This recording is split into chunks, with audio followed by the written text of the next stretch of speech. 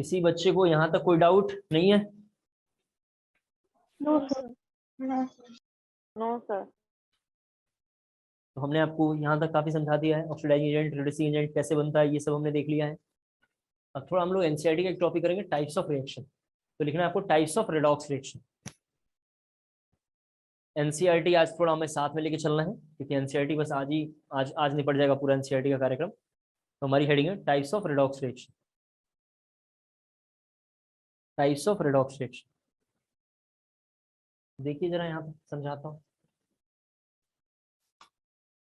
पहले तो हम देखेंगे कितने हैं, बस जो हमारे काम का थोड़ा ज्यादा पढ़ लेंगे, जो नहीं है उसे ऐसे समझा दूंगा। पहला रिएक्शन बुक्स में लिखा होगा कॉम्बिनेशन रिएक्शन। कॉम्बिनेशन रिएक्शन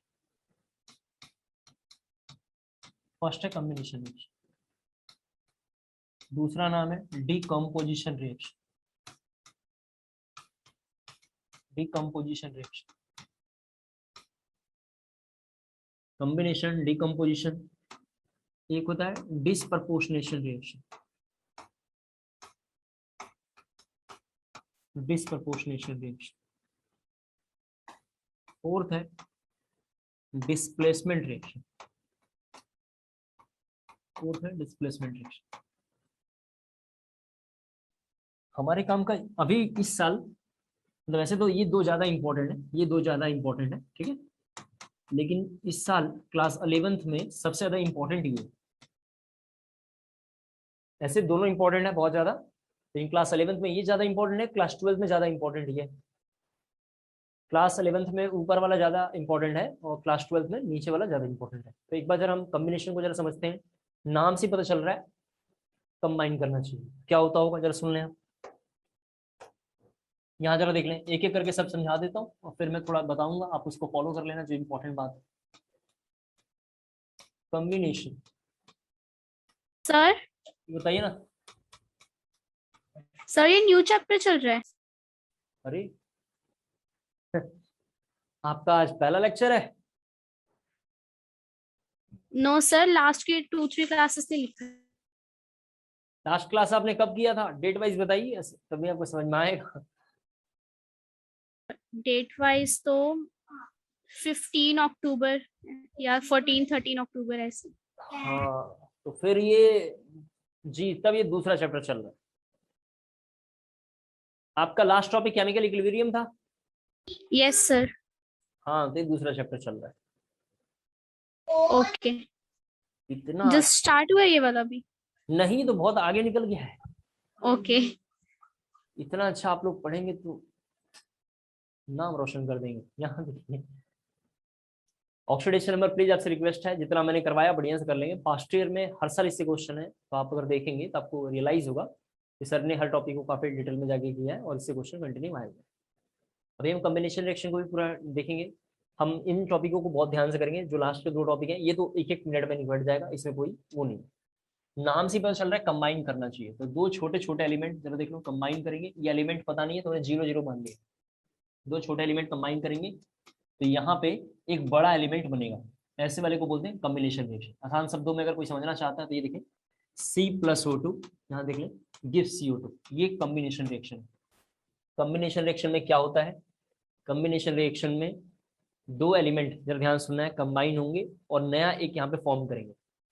और फॉर्म करने के टाइम या कंबाइन करने के टाइम उनके ऑक्सीजन स्टेट में चेंजेस होना चाहिए। ध्यान सुनना एक बार दोबारा। दो छोटे एलिमेंट कंबाइन करके एक बड़ा एलिमेंट बनाएंगे। दूसरी पॉइंट, उनके अंदर during the formation of other compounds या प्रोडक्ट, उनके अंदर क्या होना चाहिए, चेंज इन ऑक्सीडेशन नंबर होना चाहिए। आप सभी बच्चे जानते हैं इस केस में कार्बन का ऑक्सीडेशन नंबर 0 है, यहाँ पे 0 है, यहाँ पे सबको पता है +4 है और यहाँ -4 है। तो देख सकते हैं चेंज इन ऑक्सीडेशन नंबर सभी को दिखाई दे रहा है। नीचे वाला डिक्रीज कर रहा है और डिक्रीज का मतलब रिडक्शन, और ऊपर वाला आपको पता है इंक्रीज कर रहा है और इंक्रीज का मतलब है ऑक्सीडेशन। उम्मीद करता हूँ मैं शायद समझा पा रहा हूँ। तो पहला कॉम्बिनेशन था। दूसरा जरा सभी हम थोड़ा देखते हैं, एक बार रफ कर रहा हूँ यहाँ। दूसरा नाम है डिकम्पोजिशन। डिकम्पोजिशन से पास्ट ईयर मेडिकल में क्वेश्चन है, तो पहले जरा एक बार समझा के लाता हूँ, फिर क्या क्वेश्चन है वो देख लेंगे। डिकम्पोजिशन का मतलब कोई बड़ा मॉलिक्यूल उसको हम हिट करेंगे तो दो छोटे मॉलिक्यूल में ब्रेक कर जाए, दो छोटे मॉलिक्यूल में ब्रेक कर जाए, इसका नाम है डिकम्पोजिशन। आसान शब्दों में सभी बच्चे अगर देखना चाहते हैं तो ये देख सकते हैं KClO3, इसको हम हिट करेंगे। और आसान शब्दों में HCl जब हम ब्रेक करेंगे तो H2 + Cl2 में ब्रेक करेगा। और आसान शब्दों में KClO3 को जब हम हिट करेंगे, 2KClO3 को ब्रेक करेंगे तो 2KCl + 3O2 में ब्रेक करेगा। देख सकते हैं आप, 3O2 में ब्रेक करेगा। मैं थोड़ा डिकम्पोजिशन को समझाऊंगा, एक बार जरा यहाँ देख लें, थोड़ा काफी इंपॉर्टेंट है। चेंज इन ऑक्सीडेशन नंबर होना चाहिए ड्यूरिंग एनी रेडॉक्स रिएक्शन। हमारी हेडिंग का नाम है रेडॉक्स रिएक्शन। इनसे क्वेश्चन नहीं आएगा कहीं से, एक क्वेश्चन इससे बस मेडिकल में आया हुआ तो उसको समझ लेंगे, बाकी क्वेश्चन कहीं से आएगा नहीं। क्वेश्चन कहाँ से आएगा? ऑक्सीडेशन नंबर, बहुत इंपॉर्टेंट टॉपिक है, सबसे ज्यादा डिफिकल्ट टाइम हमने इस पर ज्यादा दिया है, जानते हैं तो ज्यादा इंपॉर्टेंस इसका बहुत है। चेंज इन ऑक्सीडेशन नंबर होना चाहिए, तो सभी में चेंज इन ऑक्सीडेशन नंबर है। दूसरा एक इंपॉर्टेंट पॉइंट जरा ध्यान से देखना है, ये क्वेश्चन ये बहुत इंपॉर्टेंट है। जब हम CaCO3 को हिट करते हैं, जिसका नाम कैल्शियम कार्बोनेट होता है, सभी बच्चे बोर्ड पे देखेंगे, इसको जब हिट करते हैं तो ये बनता है CaO + CO2। तो जरा इसके बारे में सुन लें क्या है। बुक्स वाले बोलते हैं कि ये डिकम्पोजिशन तो हो रहा है, ध्यान सुनना है। पास्टर का ये क्वेश्चन है कि इनमें से कौन सा डिकम्पोजिशन नहीं है, उसमें यही था। इनमें से कौन सा डिकम्पोजिशन नहीं था, तो ये डिकम्पोजिशन रिएक्शन नहीं है। तो मैं आपको जरा समझाना चाहता हूँ ये क्यों नहीं है। ये डिकम्पोजिशन तो हो रहा है लेकिन रेडॉक्स रिएक्शन नहीं है। क्यों नहीं है? रेडॉक्स रिएक्शन उसे बोलते हैं जिसमें चेंज इन ऑक्सीडेशन नंबर हो, जिसमें चेंज इन ऑक्सीडेशन नंबर हो। यहाँ से सभी बच्चे देखें +1 है, यहाँ -1 है, यहाँ 0 और 0 है। आप देख सकते हैं चेंज इन ऑक्सीडेशन नंबर यहाँ पे है, सभी बच्चे देख सकते हैं चेंज इन ऑक्सीडेशन नंबर है। यहाँ पे आपको याद होगा प्लस, यहाँ जरा देख लें +5 है, यहाँ पे जरा देख लें -1 है, चेंज इन ऑक्सीडेशन नंबर है। यहाँ कैसा है? चेंज इन ऑक्सीडेशन नंबर, इसके अंदर चेंज इन ऑक्सीडेशन नंबर है। आप देख सकते हैं ऑक्सीजन -2 में है, यहाँ पे कितना है? 0 में है। तो देखिए चेंज इन ऑक्सीडेशन नंबर। लेकिन हर बच्चा समझ पा रहा है कि यहाँ पे Ca2+ में है, यहाँ भी 2+ में है, देख लीजिए आप। इसके बाद अगर कार्बन के बारे में जब हम बात करेंगे तो कार्बन यहाँ भी +4 में है, कार्बन यहाँ भी +4 है। तो चेंज इन ऑक्सीडेशन नंबर इस एग्जाम्पल में नहीं है, चेंज इन ऑक्सीडेशन नंबर इस एग्जाम्पल में नहीं है, तो ये एग्जाम्पल रेडॉक्स रिएक्शन नहीं है। इंपॉर्टेंट बात ये है। डिकम्पोजिशन से प्रीवियस में क्वेश्चन आया है, इनमें से कौन सा मतलब डिकम्पोजिशन या रेडॉक्स रिएक्शन नहीं है, तो आपको ध्यान रखना है कि ये रिएक्शन रेडॉक्स रिएक्शन नहीं है, क्योंकि इसमें चेंज इन ऑक्सीडेशन नंबर नहीं है। अगर आपको चेंज इन ऑक्सीडेशन नंबर में डाउट आ रहा है कि सर ये सब क्या चल रहा है, ऑक्सीडेशन स्टेट निकाल लीजिए और आपको क्लियर हो जाएगा। जैसे अगर किसी ने मेरे से बोला कि सर आप निकाल के दिखाइए, तो देखो इसको x मान लेंगे, प्लस ऑक्सीजन का -2 × 2 ले लेंगे = 0, और x = +4 आ जाएगा। तो कार्बन का ऑक्सीडेशन स्टेट +4 आ रहा है। उम्मीद करता हूँ शायद समझा पा रहा हूँ आप। क्लियर हो गई थी बातें? यहाँ देखिए रफ कर रहा हूँ इसे। डिस्प्रपोर्शनेशन थोड़ा हमें ध्यान से देखना है, बहुत इंपॉर्टेंट है। डिस्प्रपोर्शनेशन सबसे ज्यादा इंपॉर्टेंट है, बहुत ज्यादा इंपॉर्टेंट। इसको बहुत अच्छे से याद भी रखना है, इससे प्रीवियस कई सालों में, ठीक है, कई सालों में कई क्वेश्चन, इनफैक्ट 1-2 क्वेश्चन तो हर साल रिपीट रहते हैं। डिस्प्रपोर्शनेशन के बारे में जरा देखिए क्या होता है। एक एलिमेंट है जिसका नाम है ए, एक एलिमेंट ए, और ए अपने आप बी और सी में कन्वर्ट होता है। ए का ही क्या हो? ऑक्सीडेशन, और ए का ही क्या हो? रिडक्शन। थोड़ा ध्यान सुनना है आपको, ए का ही क्या हो? रिडक्शन। तो ऐसे वाले रिएक्शन का नाम होता है डिस्प्रपोर्शनेशन रिएक्शन। डिस्प्रपोर्शनेशन के बारे में जरा डिफाइन करता हूँ। सेम टाइम पे एक ही एलिमेंट का ऑक्सीडेशन और रिडक्शन साथ साथ हो, यानी दोनों एक दूसरे के पैरेलल हो। कौन? ऑक्सीडेशन और रिडक्शन एक ही एलिमेंट का हो रहा हो, वैसे वाले रिएक्शन का नाम है डिस्प्रपोर्शनेशन। सबसे बेहतरीन एग्जांपल यहाँ आ जाइए H2O2। थोड़ा ध्यान से देखना, इसको जब हम ब्रेक करेंगे तो ये बनेगा H2 + O2। तो हम यहाँ पे 2 कर देंगे, और यहाँ भी बैलेंस करने के लिए हम 2 कर लेंगे। यहाँ ध्यान से देखना, ये 2 लिख दिया हमने, यहाँ भी हमने 2 लिख दिया, इधर में 4, इधर में 4। यहाँ -1 ऑक्सीडेशन नंबर है, कैसे पता चला? पैरोक्साइड है, इस कंपाउंड का नाम है हाइड्रोजन पैरोक्साइड। कितना होगा? -1। इस केस में -2 है, इस केस में सभी बच्चों को पता है कितना है? 0 है। तो देखिए सेम एलिमेंट का डिक्रीज कर रहा है, क्या कर रहा है? डिक्रीज, और डिक्रीज होगा तो क्या होगा? रिडक्शन। सेम -1 से 0 क्या कर रहा है? इंक्रीज कर रहा है। सर इंक्रीज या डिक्रीज क्या होता है? -1 से बड़ा 0 होता है, 0 से +1 वगैरह वगैरह, तो ऊपर की ओर बढ़ेगा, इंक्रीज करेगा तो क्या होगा? ऑक्सीडेशन।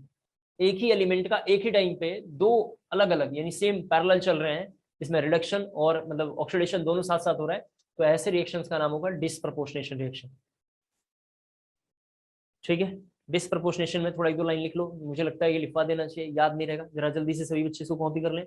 लिखना आपको it is a special type of, लिखना आपको थोड़ा it is a special type of, it is a special type of redox reaction, it is a special type of redox reaction in which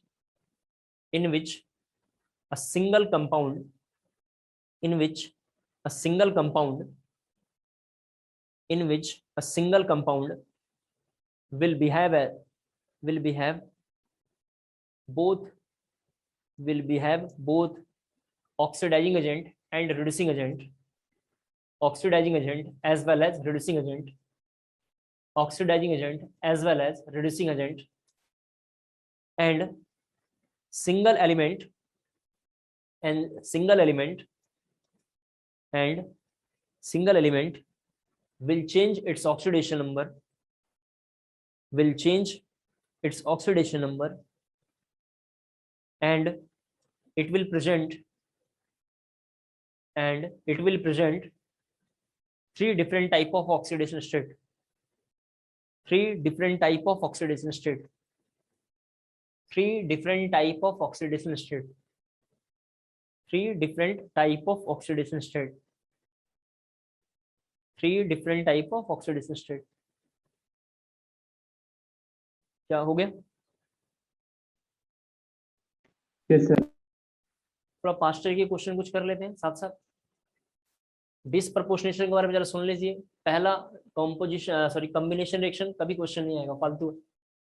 पढ़ाने के लिए पढ़ा देता हूँ लेकिन बोल देता हूँ बच्चों को ये फालतू है, तो बच्चे को भी ध्यान रखना चाहिए, इंपॉर्टेंस नहीं है, इस पर टाइम देने से कोई फायदा नहीं है। एक एक नंबर मैटर करता है। अगर आप जनरल खानदान से पैदा हो गए आज के डेट में, जनरल में है, बहुत मैटर करता है। कोई नीचे का लड़का आएगा आपको रौंद के चला जाएगा और कोई इज्जत नहीं रह जाएगी। तो कॉम्बिनेशन का कोई फायदा नहीं। डिकम्पोजिशन में मैंने एक एग्जाम्पल आपको समझाया CaCO3 का, वैसा कोई एग्जाम्पल आपके पास कोई बच्चा लिख के देता है तो आपको ध्यान रखना है जिसमें चेंज इन ऑक्सीडेशन नंबर ना हो उसको डिकम्पोजिशन रिएक्शन एज्यूम नहीं करना है। डिसप्रपोर्शनेशन के बारे में मैंने आपको समझाया, बहुत इंपॉर्टेंट है, इससे कंटिन्यू क्वेश्चन है, बहुत ज्यादा क्वेश्चन है, करीबन आप समझ 10 से 12 क्वेश्चन है। अगर हम 12 साल का एवरेज निकाल के चलें तो आप समझ सकते हैं कि पर ईयर एक क्वेश्चन है। तो काफी बड़ा रोल प्ले करता है डिसप्रपोर्शनेशन, जिसमें एक रिएक्शन हमने ये देखा जिसका नाम यहाँ पे सभी बच्चे देख सकते हैं, पैरोक्साइड है या ऑक्साइड है, ये नॉर्मल है, ये पैरोक्साइड इसको बोलते हैं, हाइड्रोजन पैरोक्साइड, तो हमने ये लिखा है। और इसमें थोड़ा सा देखते हैं। तो पहला क्वेश्चन आपको पास्ट ईयर जेई का एक लिखना है, F2 fluorine can not show disproportionation reaction. सभी बच्चे जरा पहला क्वेश्चन लिखेंगे, F2 can not show disproportionation reaction, F2 can not show, ठीक है, डिसप्रपोर्शनेशन रिएक्शन।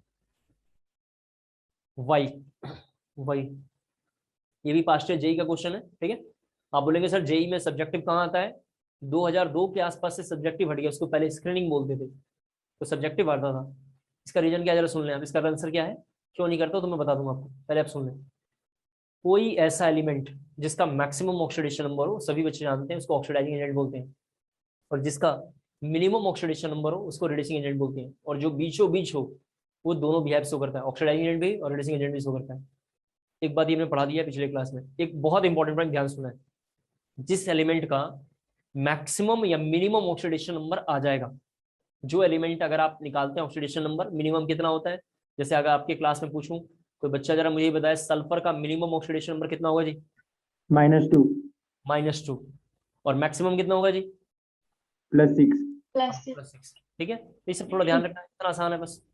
तो जिस सब्सटेंस का मिनिमम और मैक्सिमम ऑक्सीडेशन नंबर आ जाएगा उसको छोड़ देना है, वो हमारे काम का नहीं है। यानी मिनिमम और मैक्सिमम ऑक्सीडेशन नंबर जिस सब्सटेंस के अगर आ जाते हैं वो सब्सटेंस डिसप्रपोर्शनेशन रिएक्शन शो नहीं करेगा।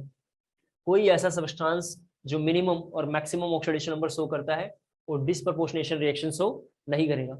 जो इन दोनों के बीच में होगा, इन दोनों के जो बीच में होगा वही डिसप्रपोर्शनेशन शो करेगा। डिसप्रपोर्शनेशन के बारे में दोबारा, कोई ऐसा एलिमेंट जो मिनिमम और मैक्सिमम को अडॉप्ट कर ले वो डिसप्रपोर्शनेशन शो नहीं कर सकता है। फ्लोरीन का ऑक्सीडेशन स्टेट बस एक ही होता है जिसका नाम है -1। पूरे पीरियोडिक टेबल का सबसे खूंखार आदमी है, अमरीश पुरी टाइप का है, -1 है। इसका मतलब मैं समझाना ही चाहता हूँ, फ्लोरीन कुछ भी हो जाए -1 के नीचे भी नहीं जा सकता और उसके ऊपर भी नहीं आ सकता है। -1 कहीं रहेगा तो -1 रहेगा। इसका मतलब फ्लोरीन का केवल एक ऑक्सीडेशन स्टेट है, वो चेंज नहीं हो सकता है, इसलिए डिसप्रपोर्शनेशन रिएक्शन शो नहीं कर पाएगा। लिख देना, fluorine can show only Chlorine can show only one negative charge.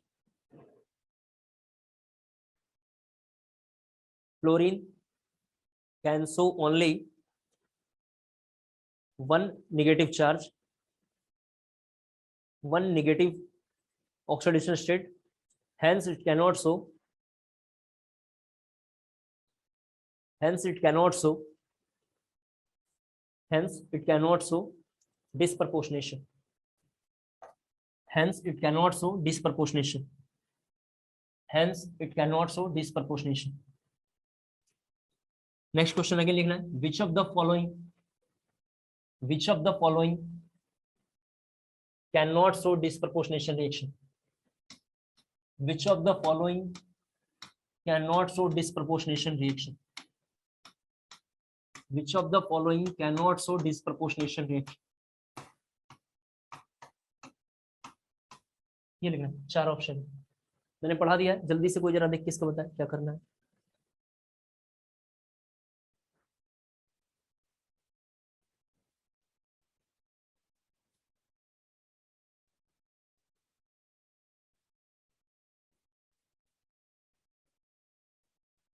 Which of the following cannot show disproportionation reaction?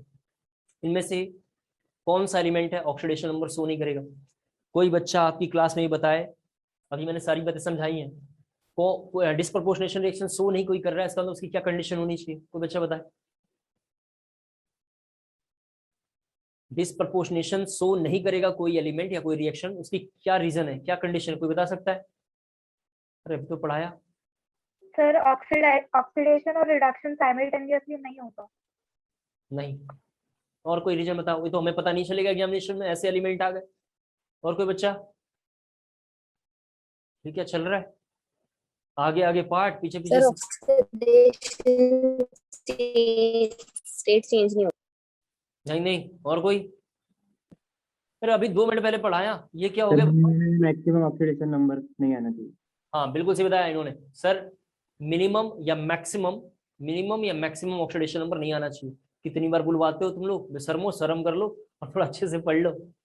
कोई ऐसा एलिमेंट, दोबारा बोल देता हूँ, जो मिनिमम या मैक्सिमम ऑक्सीडेशन नंबर अगर शो करता है वो डिस्प्रपोर्शनेशन नहीं होगा. कोई भी एलिमेंट जो मिनिमम और मैक्सिमम शो करेगा वो डिस्प्रपोर्शनेशन नहीं होगा, यानी उसके बीच का होना चाहिए. बीच का होगा 100% करेगा. इसमें कौन सा ऑप्शन होगा ये आप बता दीजिए सर. ऐसे ही पढ़ा करो तुम लोग. क्लोरीन का, चलो आप ही में से कोई बच्चा बताए, कोई गर्ल्स बताएगी क्लोरीन का मिनिमम ऑक्सीडेशन नंबर कितना हो सकता है?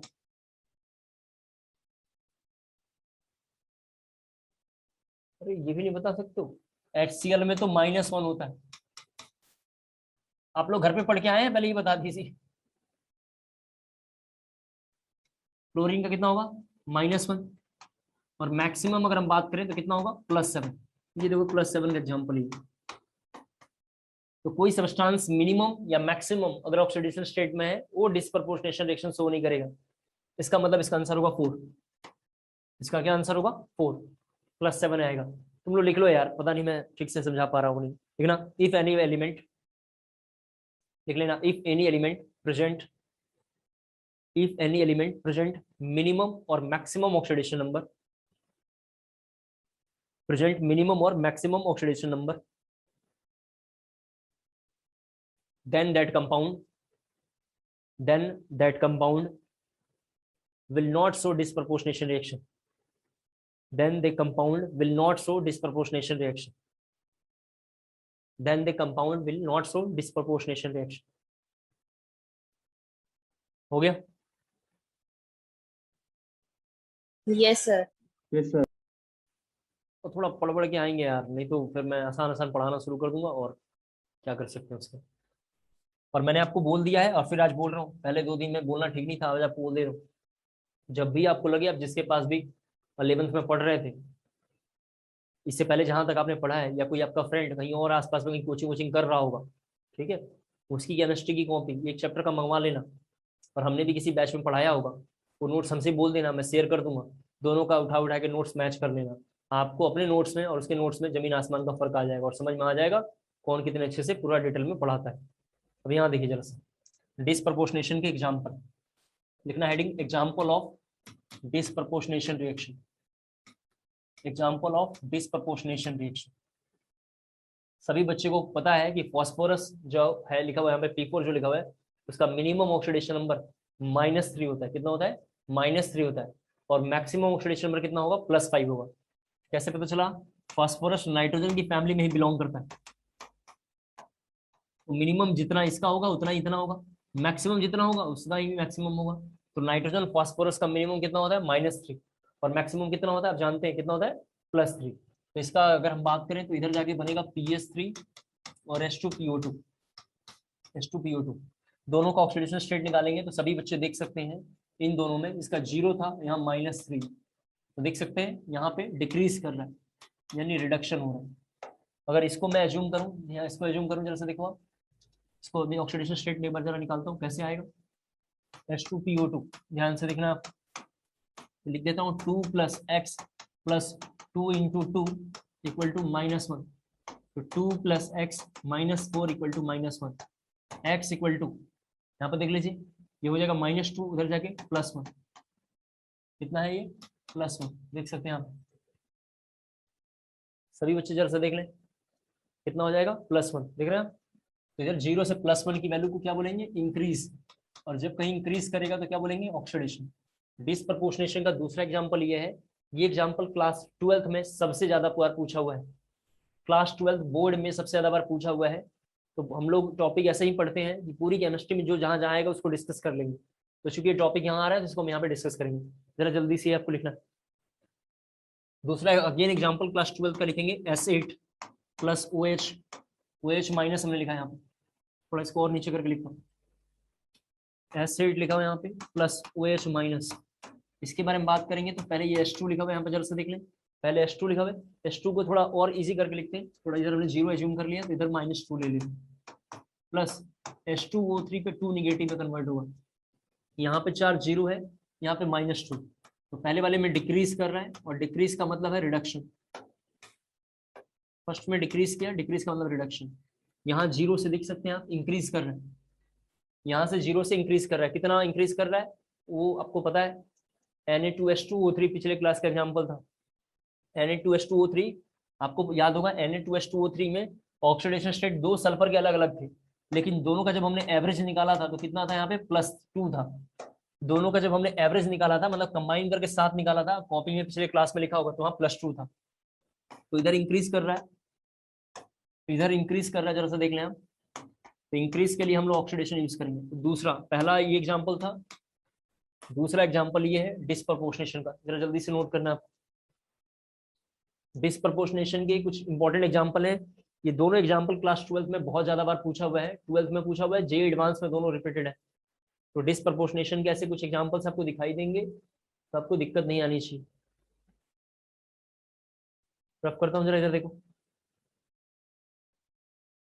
एक मिनट रुकना सर, अब मत करना अभी। ठीक है, नोट कर लीजिए जरा जल्दी से।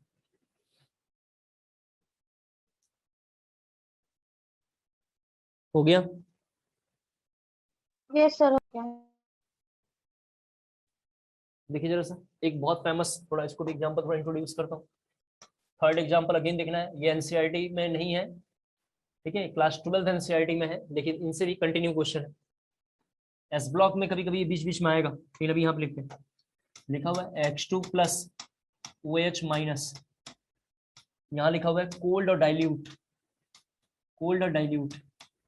सभी बच्चे यहाँ पे देखो, यहाँ पे रखेंगे तो यहाँ बनेगा X नेगेटिव + OX माइनस, ये जरा लिखना है। दूसरा X2 +, ये थर्ड था, ये 4 एग्जाम्पल, X2 + OH माइनस, यहाँ पे लिखा हुआ हॉट कंसेंट्रेटेड, हॉट कंसेंट्रेटेड, यहाँ पे बनेगा X minus XO3 negative, HXO3, ये लिखेंगे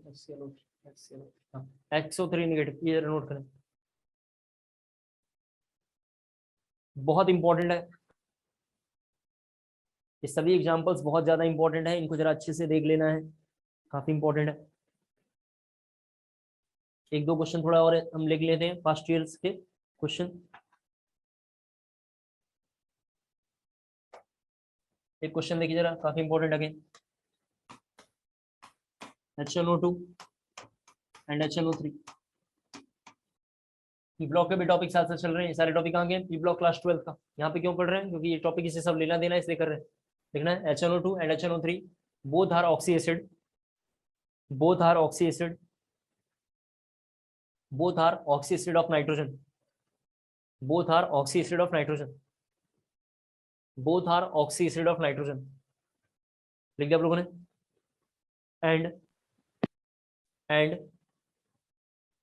एंड के बजाय रुक जाना, यहाँ देखो, एंड के बजाय यहाँ देखो, एंड लिखना HNO2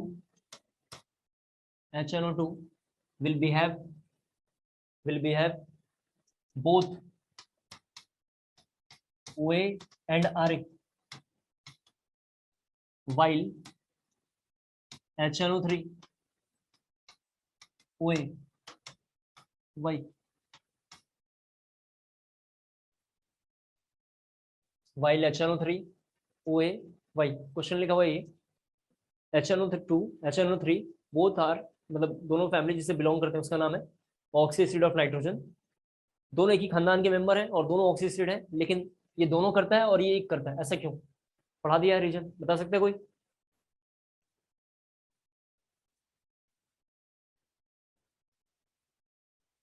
तुम लोग अब देखो यहाँ, पता नहीं, सभी बच्चे जरा देखेंगे थोड़ा कंसेप्ट और थोड़ा बता कर लेते हैं। ये पीरियोडिक टेबल से कंसेप्ट को कॉपी कर रहा हूँ। नॉन मेटल जब ऑक्सीजन से कंबाइन करता है तो बनाता है non metallic oxide. Non metallic oxide ध्यान से देखना है यहाँ पे, जो बिहेवियर में एसिडिक होता है। कैसा होगा? एसिडिक होगा। नॉन मेटल जब ऑक्सीजन से मिलता है तो नॉन मेटालिक ऑक्साइड बनाएगा जो एसिडिक होता है। जब ये वाटर में आता है तो ऑक्सी एसिड बनाता है। जब आता है तो क्या बनाता है? ऑक्सी एसिड बनाता है।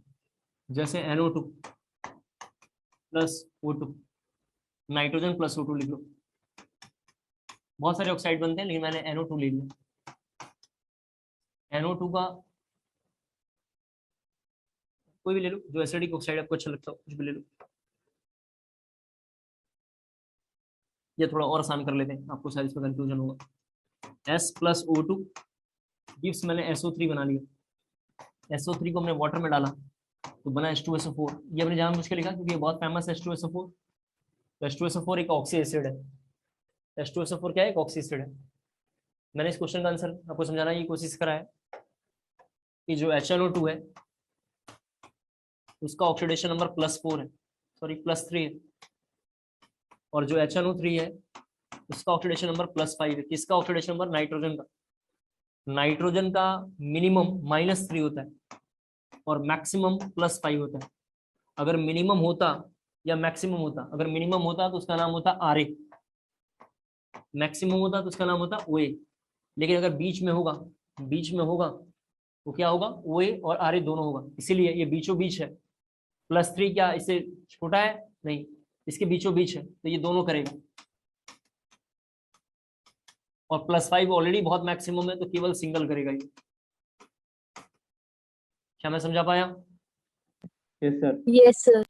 और थोड़ा तुम लोग पढ़ा करो यार, नहीं तो मैं होपलेस हो जाऊंगा। धीरे धीरे क्वेश्चन धीरे धीरे कम करना शुरू कर दूंगा, ठीक है? अब मेरी मजबूरी है इस तरह पढ़ाना।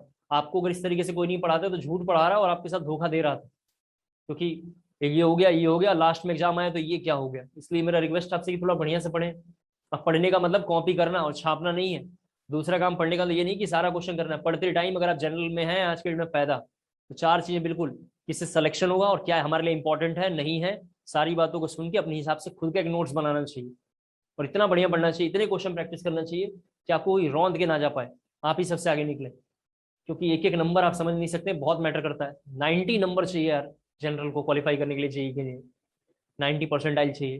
33 लेकर आता है नीचे से कोई और क्वालिफाई करके चला जाता है।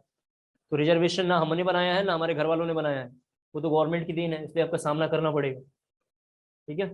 मेरा कोई दुश्मनी नहीं है किसी के साथ, लेकिन ऐसा सजेशन दे रहा हूँ आपको, और कोई मेहनत करना ही पड़ेगा, कोई चॉइस नहीं आपके पास। अब जरा देखिए दूसरा क्वेश्चन, एक और क्वेश्चन है SO2 will behave, दूसरा क्वेश्चन है SO2 will behave both OA as well as RA, while SO3 only OH white। कर लोगे? Yes sir. कोई बच्चा बताए रीजन? सब पढ़ाया? कोई बच्चा भी बोल सकता है? सर SO2 में सर एस का ऑक्सीडेशन नंबर +4 आता है और SO3 में ऑक्सीडेशन नंबर एस का +6 आता है। तो SO3 में ऑक्सीडेशन नंबर मैक्सिमम है, इसलिए वो सिर्फ ऑक्सीडाइजिंग एजेंट की तरह बिहेव करता है, और SO2 में +4 है, इसलिए वो oxidising agent as well as reducing agent की तरह बिहेव करता है। देखो बिल्कुल सही बोला सर, रीजन ये है। और थोड़ा तुम लोग बोला करो, इतने लोग बैठे हुए, सोने से कोई काम नहीं चलेगा। सर सल्फर का मिनिमम ऑक्सीडेशन नंबर कायदे से -2 है, और मैक्सिमम सर सल्फर का कितना है? +6 है। तो इसमें मैक्सिमम है, इसमें कितना है? मैक्सिमम। और मैक्सिमम को हम सर ऑक्सीडाइजिंग एजेंट बोलते हैं, अब मिनिमम को हम रिड्यूसिंग एजेंट बोलते हैं। लेकिन इस क्वेश्चन में +4 है, इस क्वेश्चन में कितना है? +4 है, यानी दोनों के बीच में है। जिसका ऑक्सीडेशन नंबर दोनों के बीच में आएगा, जिस सब्सटेंस का ऑक्सीडेशन नंबर दोनों के बीच में आएगा, उस सब्सटेंस के पास ये बिहेवियर है, वो दोनों से कर सकता है, ऑक्सीडाइजिंग एजेंट रिड्यूसिंग एजेंट दोनों कर सकता है। मतलब वो आगे भी जा सकता है, पीछे भी आ सकता है, उसके पास ये टेंडेंसी है। उम्मीद करता हूँ मैंने सर समझा दिया।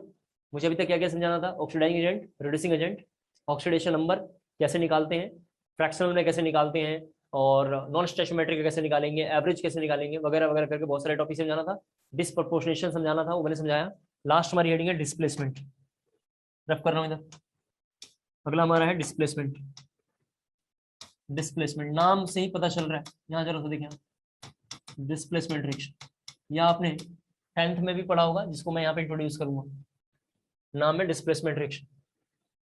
एक बार जरा थोड़ा मुझे सोचने के लिए टाइम दे, जरा सा एक क्वेश्चन मैं जरा सोच रहा हूँ कि बहुत इजी करके आपको बताऊं, क्योंकि आप पता नहीं 10th में पढ़ के आए कि नहीं पढ़ के आए, तो दिक्कत हो सकता है। 1 मिनट जरा मुझे टाइम दें।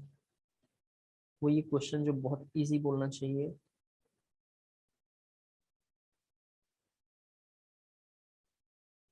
इसको चलिए देखिए, एक इस क्वेश्चन से करते हैं। पहले डिस्प्लेसमेंट के लिए जरा से देखते हैं थोड़ा सा कंसेप्ट। पहले मुझे ये रिएक्शन सीधा बताना था, लेकिन थोड़ा एक कंसेप्ट आपको जरा समझा रहा हूँ। क्या देखिए, इसी का नाम है electron transfer. Electron transfer concept. Sir ये कलर थोड़ा विजिबल नहीं है। अच्छा, ये कलर विजिबल नहीं है, कोई बात नहीं। चलिए, ये कलर विजिबल है। हाँ जी, इलेक्ट्रॉन ट्रांसफर कंसेप्ट। एक बार जरा सभी बच्चे बोर्ड पे देखें। जो यहाँ टॉपिक समझा रहा हूँ आपको समझ में आ जाएगा तो बहुत अच्छा है, नहीं समझ में आता है कोई परेशानी होने की जरूरत नहीं है। सेम टॉपिक क्लास 12th में इलेक्ट्रोकेमिस्ट्री में इंट्रोड्यूस होगा। लेकिन एक बार यहाँ देखते हैं जरा सा। एक कंटेनर है हमारे पास, ये आपने हेडिंग लिख लिया होगा, रब करोगे। एक कंटेनर है हमारे पास, ध्यान से देखना आप। एक कंटेनर है, और इस कंटेनर के अंदर हमने क्या किया, एक कंटेनर के अंदर एक सॉल्यूशन भर दिया हमने। एक कंटेनर के अंदर हमने सॉल्यूशन भरा है, और सॉल्यूशन ब्लू कलर का है। इस कंटेनर के अंदर एक सॉल्यूशन है जो ब्लू कलर का सॉल्यूशन। जनरली ब्लू कलर का जो सॉल्यूशन होता है वो एक्वस CuSO4 होता है। एक्वस CuSO4 होता है। कई बार बुक्स में एक्वस Cu को ऐसा भी लिखा होगा, एक्वस Cu2+, एक ही बात है, ये दोनों एक ही चीज है। इसके अंदर एक रॉड है, इसके अंदर एक हमने रॉड डाला है। यहाँ जरा देखिए हम, ये रॉड है। रॉड को, जो यहाँ पे रॉड है, इस रॉड को इलेक्ट्रोड बोलते हैं। इलेक्ट्रोड को रॉड हमने बोल दिया, एक ही बात, इलेक्ट्रोड रॉड एक ही। जो सॉल्यूशन है कैसा है, ब्लू कलर का। यहाँ देखना, एक कंटेनर घर पे लिया कोई प्लास्टिक का छोटा सा, उसमें एक सॉल्यूशन लिया जिसका नाम है CuSO4 जो ब्लू कलर का है। उसमें एक रॉड डाल दिया, उसमें एक रॉड हमने डिप कर दिया। कुछ देर बाद, समटाइम्स लेटर, कुछ देर बाद हमने इसको देखा। ये जो एग्जांपल है काफी इंपॉर्टेंट है, क्लास 12th में बहुत बड़ा रोल प्ले करता है। मतलब यहीं से स्टार्ट होता है एक चैप्टर जिसका नाम है इलेक्ट्रोकेमिस्ट्री। यहाँ बस मैंने समझाने के लिए बोला है। ये जो लगा हुआ है इसको बोलते हैं इलेक्ट्रोलाइटिक टैंक। कंटेनर को बोलते हैं इलेक्ट्रोलाइटिक टैंक। इलेक्ट्रोलाइटिक टैंक जरा देखना क्या है। समटाइम्स लेटर जब हम देखते हैं तो रॉड ऐसा ही है, कंटेनर तो ऐसा है। जरा देखो, कंटेनर तो बिल्कुल ऐसा ही बना हुआ है। इस कंटेनर में बहुत इंपॉर्टेंट है, थोड़ा देखना क्या होगा। ये जो रॉड था, ये जो रॉड है, हल्का हल्का मेल्ट होने लगता है, इस तरीके का मेल्ट होने लगेगा। तो मेल्ट होके कुछ ऐसा हो गया होगा, एग्जैक्ट कितना मेल्ट होगा किसी को पता ही नहीं है, मेल्ट होकर ऐसा हो गया होगा। और जो ब्लू कलर का सॉल्यूशन है ये हल्का हल्का फेड हो जाएगा, ये जो ब्लू कलर का जो सॉल्यूशन है ये हल्का हल्का फेड हो जाएगा, ब्लू सॉल्यूशन फेडेड। ये थोड़ा एक बार लिख लीजिए, फिर पूरी बातें आपको समझाता हूँ। जल्दी से ड्रॉ कर लीजिए इस पूरी बात को, फिर बताता हूँ।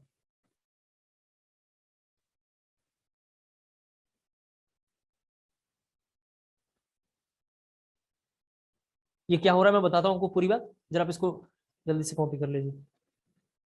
हो गया सर 1 मिनट। पूरी बात एक बार आपको जरा समझाऊंगा, आसान है, हो जाएगा, एक बार आपको समझ में आ जाएगा। और जो यहाँ पे हो रहा होगा वही डिस्प्लेसमेंट रिएक्शन। थोड़ा जल्दी करेंगे, टाइम तेजी से रन कर रहा है लेकिन टॉपिक तेजी से रन नहीं कर रहा है जितना तेजी से चाहिए। ये चैप्टर अभी डन खत्म सर। होने के आसपास रहना चाहिए। यहाँ देखें 3 बातें समझ में आनी चाहिए। ब्लू कलर का सॉल्यूशन है, रॉड हमने डाला, रॉड डालने के बाद छोड़ दिया हमने, कुछ देर बाद जाके मैंने देखा तो रॉड ये मेल्ट हो गया, रॉड उस तरीके से मेल्ट हो गया। जब रॉड मेल्ट होगा तो ये जो सॉल्यूशन होगा ब्लू कलर का 100% ब्लू सॉल्यूशन था, ये धीरे धीरे फेड हो गया, धीरे धीरे यहाँ पे फेड हो गया। और सॉल्यूशन के नीचे यहाँ पे कुछ कलेक्ट हो गया, यहाँ पे चीजें कुछ कलेक्ट हो गई, जो मड जिसको बोलते हैं, क्या बोलते हैं, मड। इसका नाम है मड। मड का मतलब कोई गंदा चीज है, इम्प्यूरिटीज जिसको बोलते हैं, वहां पे इम्प्यूरिटीज कलेक्ट हो गया होगा। पूरी बात यहाँ जो समझाना चाह रहा हूँ, यहाँ देखिए इसको रफ कर लेते हैं। पूरी बात ये, सबसे पहले क्या हुआ होगा, इसमें इस सॉल्यूशन में टेम्परेचर बढ़ गया होगा, टेम्परेचर रेज कर गया होगा। कैसे पता चला टेम्परेचर रेज किया होगा, मैंने इस सॉल्यूशन में पहले एक थर्मामीटर लगा दिया, ये थर्मामीटर देख लें, ये थर्मामीटर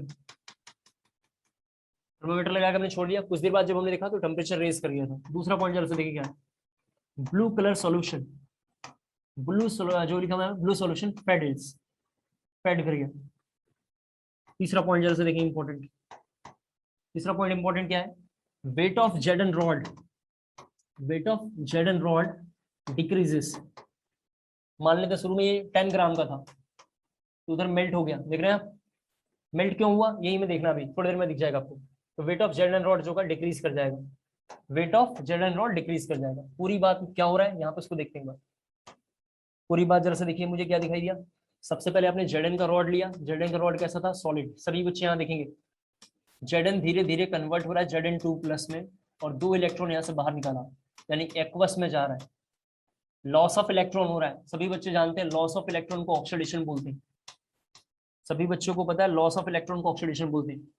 दूसरी बार में Cu2+ है, Cu2+ कहाँ था, एक्वस में। Cu2+ कहाँ था, एक्वस में। एक्वस मतलब कंटेनर में था। इसने यही 2 इलेक्ट्रॉन ले लिया, सभी बच्चे देखें, यही 2 इलेक्ट्रॉन ले लिया और यहाँ बनाया Cu सॉलिड, यहाँ बनाया Cu सॉलिड। यहाँ पूरे प्रोसेस पे क्या हो रहा है, रिडक्शन। पूरे प्रोसेस पे यहाँ क्या हो रहा है, रिडक्शन। थोड़ा बहुत इंपॉर्टेंट है, सभी बच्चे थोड़ा बोर्ड पे देखेंगे। जब हमने सेल रिएक्शन को बैलेंस किया होगा, ये 2 इलेक्ट्रॉन कैंसिल आउट हो गया होगा, पूरा का पूरा 2 इलेक्ट्रॉन कैंसिल आउट हो गया होगा, और ऐसा दिखाई दे रहा है ये जो Zn सॉलिड में, ध्यान से देखना है। और यहाँ रिएक्शन जो लिखूंगा दिखाई दे रहा है Cu2+ एक्वस में, देख रहे हैं यहाँ पे ये कन्वर्ट हो गया होगा Zn2+ एक्वस में, और क्या हो रहा है, Cu सॉलिड में, Cu सॉलिड में। ये लिखना है यहाँ पे थोड़ा।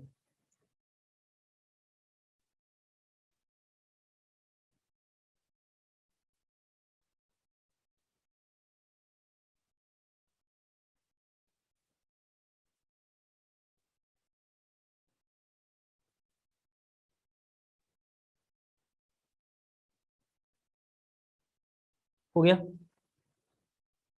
Yes sir. Yes sir. अब जरा इंपॉर्टेंट बात क्या था वो समझा रहा हूँ दूसरे पेज पे लाके। यहाँ जरा देखें एक शॉर्टकट पहले, वैसे इसका नाम है रिएक्टिविटी सीरीज, आपके सिलेबस में इसका नाम है रिएक्टिविटी सीरीज, आपके सिलेबस में इसका नाम है रिएक्टिविटी सीरीज। क्लास 10th में इसका नाम था रिएक्टिविटी सीरीज। यहाँ पे जेई में इसका नाम है इलेक्ट्रोकेमिकल सीरीज।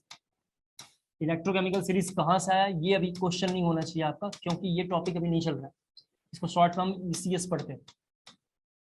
इलेक्ट्रोकेमिकल सीरीज कहाँ से आ रहा है ये टॉपिक तो अभी हमारा चल ही नहीं रहा है, तो हम बस ECS देखेंगे, लेकिन ECS कहाँ से आएगा इसके बारे में कोई बात नहीं करेंगे। वैसे ECS की टॉपिक हमारा जो है इलेक्ट्रोकेमिस्ट्री में इंट्रोड्यूस होता है, लेकिन यहाँ पे बस हम देखेंगे एक बात। दूसरी इंपॉर्टेंट पॉइंट, इसका नाम है रिएक्टिविटी सीरीज।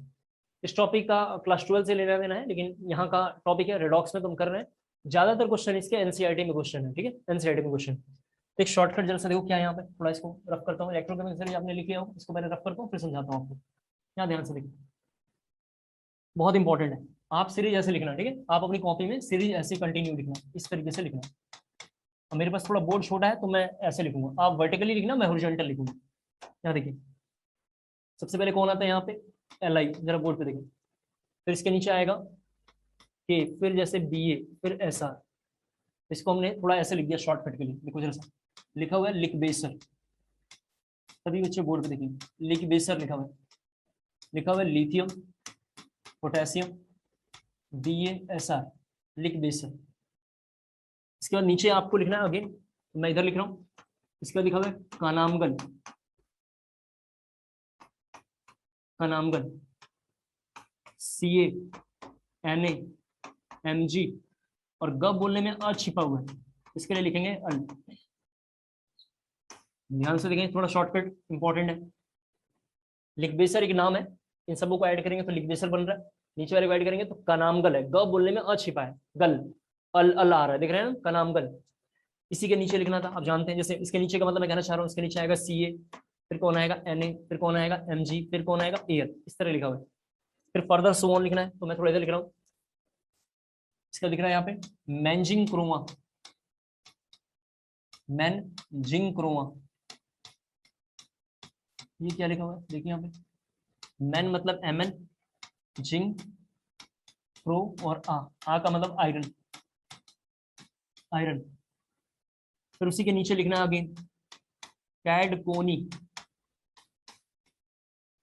CdCO Ni, कैडकोनी। फिर फर्दर इसी के आगे लिखना है, मेरे पास स्पेस नहीं तो मैं इधर लिख रहा हूँ सनपब, सनपब में Sn और Pv, सनपब। लिकबेसर, मैंजिंग, लिकबेसर, कनामगल, मैंजिंग क्रोआ, कैडकोनी, सनपब। लिकबेसर, कनामगल, मैंजिंग क्रोआ, कैडकोनी, सनपब। Further and so on. जैसे Al के बाद इधर से लिखना था मुझे, Al के बाद इधर लिखना था Mn, जिंग, क्रोमा, देख रहे हैं ना आप, एंड फिर सो ऑन, पूरा नीचे लिखते हुए जाना है। स्पेस नहीं है तो मैं ऐसे लिख रहा हूँ, इधर रफ कर रहा हूँ। इसके बाद सल्फब के बाद देखो जरा सा लिखा हुआ है हाइड्रोजन, हाइड्रोजन के आगे लिखना 0.01 वोल्ट। ये कहीं से आया होगा डाटा, मतलब आर्बिट्री डाटा है, हमने एज्यूम कर लिया है, तो 0.01 वोल्ट। हाइड्रोजन के बाद जरा सभी बच्चे यहाँ पे देखें थोड़ा क्या लिखा होगा। हाइड्रोजन के बाद यहाँ नीचे थोड़ा देखना है, यहाँ लिखना है Cu, Hg, Ag, Pt, Au। इधर के तीन एलिमेंट जो व्हाइट लाइन से इंडिकेट कर रहा हूं, इनको बोलते हैं क्वाइन एलिमेंट्स। इनका नाम है क्वाइन एलिमेंट्स, इनका नाम है क्वाइन एलिमेंट्स। इन सबों के लिए शॉर्टकट ये याद रखना है, इन सबों के लिए शॉर्टकट याद रखना है, एक एक लेटर सबका फर्स्ट लेटर, एक एक सबका फर्स्ट लेटर हम थोड़ा याद रखेंगे। इसके बाद फिर से होता है लेकिन हम वो सब लिखेंगे नहीं, काम का नहीं है फिलहाल।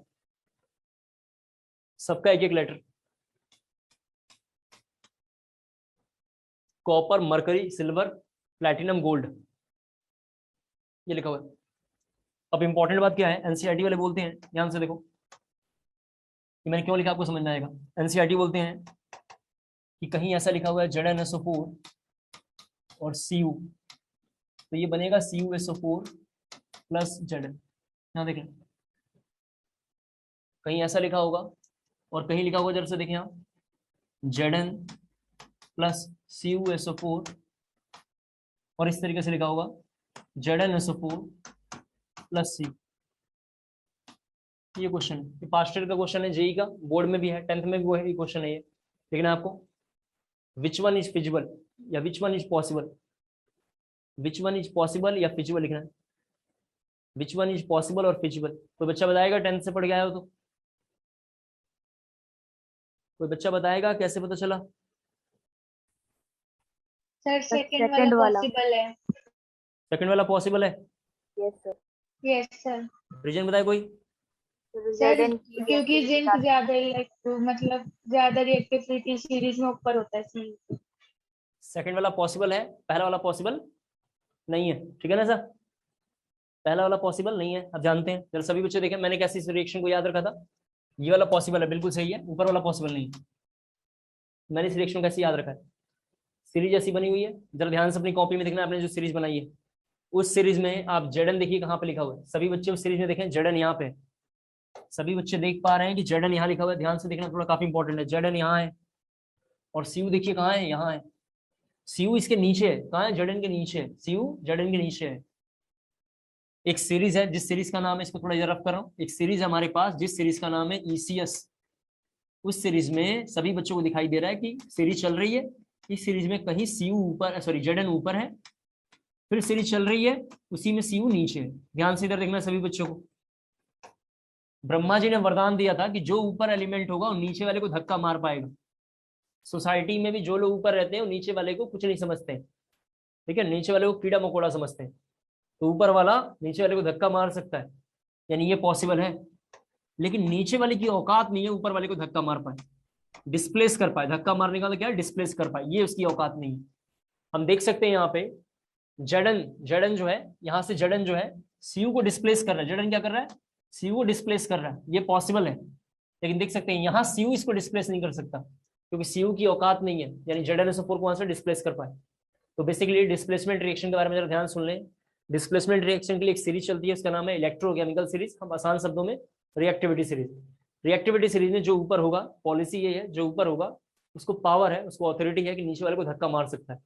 इस सीरीज में जब भी आपको कोई क्वेश्चन ऐसा आएगा कि इनमें से कौन सा डिस्प्लेसमेंट है, ज्यादातर यही क्वेश्चन बार बार आता है। आप उठा लीजिए, दो एलिमेंट को लाके इसमें ढूंढिए जल्दी से कहाँ है। दो एलिमेंट मिल जाएंगे, जो उसमें ऊपर लिखा होगा नीचे वाले को डिस्प्लेस कर पाएगा। जैसे ये ऊपर लिखा हुआ था तो ये इसको डिस्प्लेस कर पा रहा है, लेकिन सीयू नहीं कर पा रहा। सीयू यहाँ से सल्फेट को बाहर नहीं निकाल पा रहा है, डिस्प्लेसमेंट नहीं कर पा रहा है, तो हम बोलेंगे ये डिस्प्लेसमेंट पॉसिबल है, नीचे वाले की औकात नहीं है ऊपर वाले को डिस्प्लेस कर पाए। उम्मीद करता हूँ आपको समझ में आ गया हो। डिस्प्लेसमेंट के ये दो एग्जाम्पल हमने इंट्रोड्यूस किया है। ऊपर वाला रिएक्शन पॉसिबल नहीं था, नीचे वाला पॉसिबल था। रफ कर रहा हूँ इधर, आगे बढ़ते हैं, जरा जल्दी से देखते हैं। सभी बच्चे थोड़ा देखेंगे आगे, बैलेंसिंग। बैलेंसिंग यहाँ थोड़ा देखना है, बैलेंसिंग। हम दो टॉपिक बस साथ साथ लेके चलेंगे बैलेंसिंग का, बाकी दो मैं एनसीईआरटी को बोलूंगा, आप वहां से पढ़ लेना। यहाँ देखिए, बैलेंसिंग करने के लिए कई मेथड है। पहले का नाम है हीट एंड ट्रायल। सभी बच्चे बोर्ड पे देखेंगे हीट एंड ट्रायल नाम। Heat and trial class 9th 10th में चलता है। हीट एंड ट्रायल क्या होता है जरा देखें आप।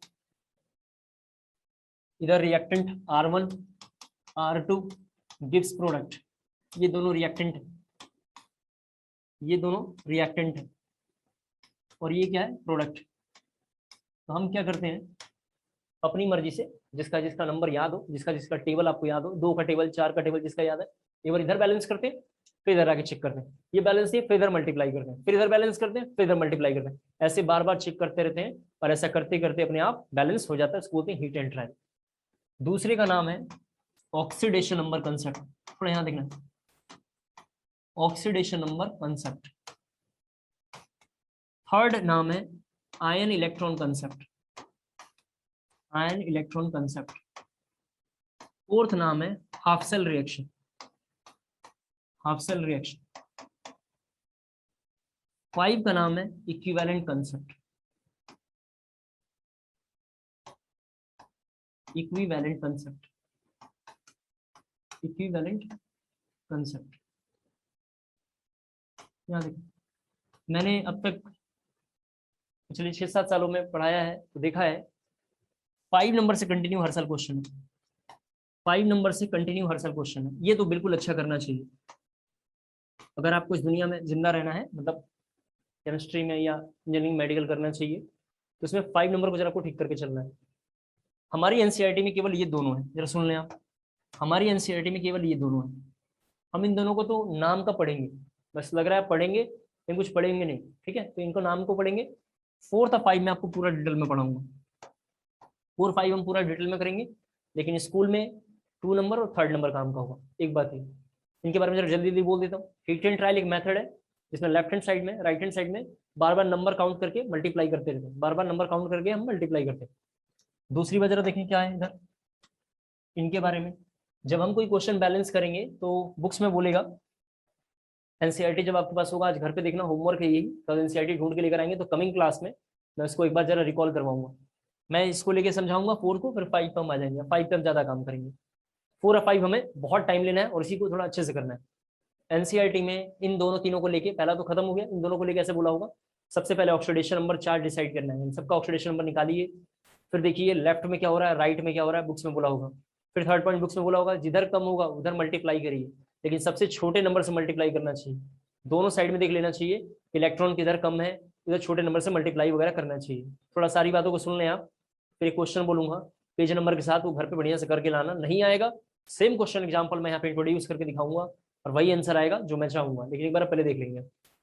इन दोनों क्वेश्चन में प्रॉब्लम ये है, सेकंड नंबर और थर्ड नंबर में प्रॉब्लम ये है कि से देखने में बड़ा अच्छा लगता है, एनसीईआरटी के 2 क्वेश्चन हम कर लेते हैं तो लगता है वाह हम कुछ भी कर डालेंगे, लेकिन जैसे एग्जामिनेशन में जब क्वेश्चन आता है तो या तो हमसे होता नहीं है या गलती के चांसेस बहुत ज्यादा रहते हैं।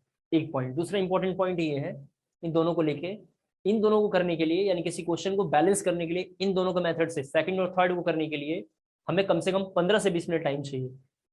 इन दोनों के लिए 15 से 20 मिनट टाइम चाहिए। इक्विवेलेंट कंसेप्ट में प्रॉब्लम एक ये है कि ये डिफिकल्ट है, इन सभी में सबसे डिफिकल्ट यही है, लेकिन अगर एक बार आपको समझ में आ गया तो कोई भी क्वेश्चन हार्डली 10 सेकंड के अंदर बैलेंस हो जाएगा। कितना? 10 सेकंड के अंदर। बैलेंस करने की बहुत सारे मेथड है, एक ही क्वेश्चन को सभी में लाके हम कर सकते हैं। इन दोनों की प्रॉब्लम ये है कि ये क्वेश्चन करने में 15 से 20 मिनट लगेगा, बहुत ईजी है क्वेश्चन पे, हमारे पास उतना टाइम नहीं रहता एग्जामिनेशन में, तो हम इसको फॉलो करेंगे। इसमें एक कमी है कि पढ़ने में ज्यादा मुश्किल है, मेहनत ज्यादा लगता है, लेकिन कोई भी क्वेश्चन हार्डली 10 से 12 सेकंड के अंदर बैलेंस हो जाएगा, तो हम इसको करेंगे। हमारी एनसीईआरटी में ये है नहीं, लेकिन फिर भी इसको पूरा डिटेल में करेंगे और हाफ सेल रिएक्शन करेंगे। ये 2 रिएक्शंस एनसीईआरटी में, रेडॉक्स रिएक्शन जो चैप्टर है, रेडॉक्स रिएक्शन में बैलेंसिंग में ये 2 टॉपिक दिए हुए हैं। तो होमवर्क ये है कि इन दोनों को आप घर पे अच्छे से खुद पढ़ लेंगे, घर पे अच्छे से खुद पढ़ लेंगे।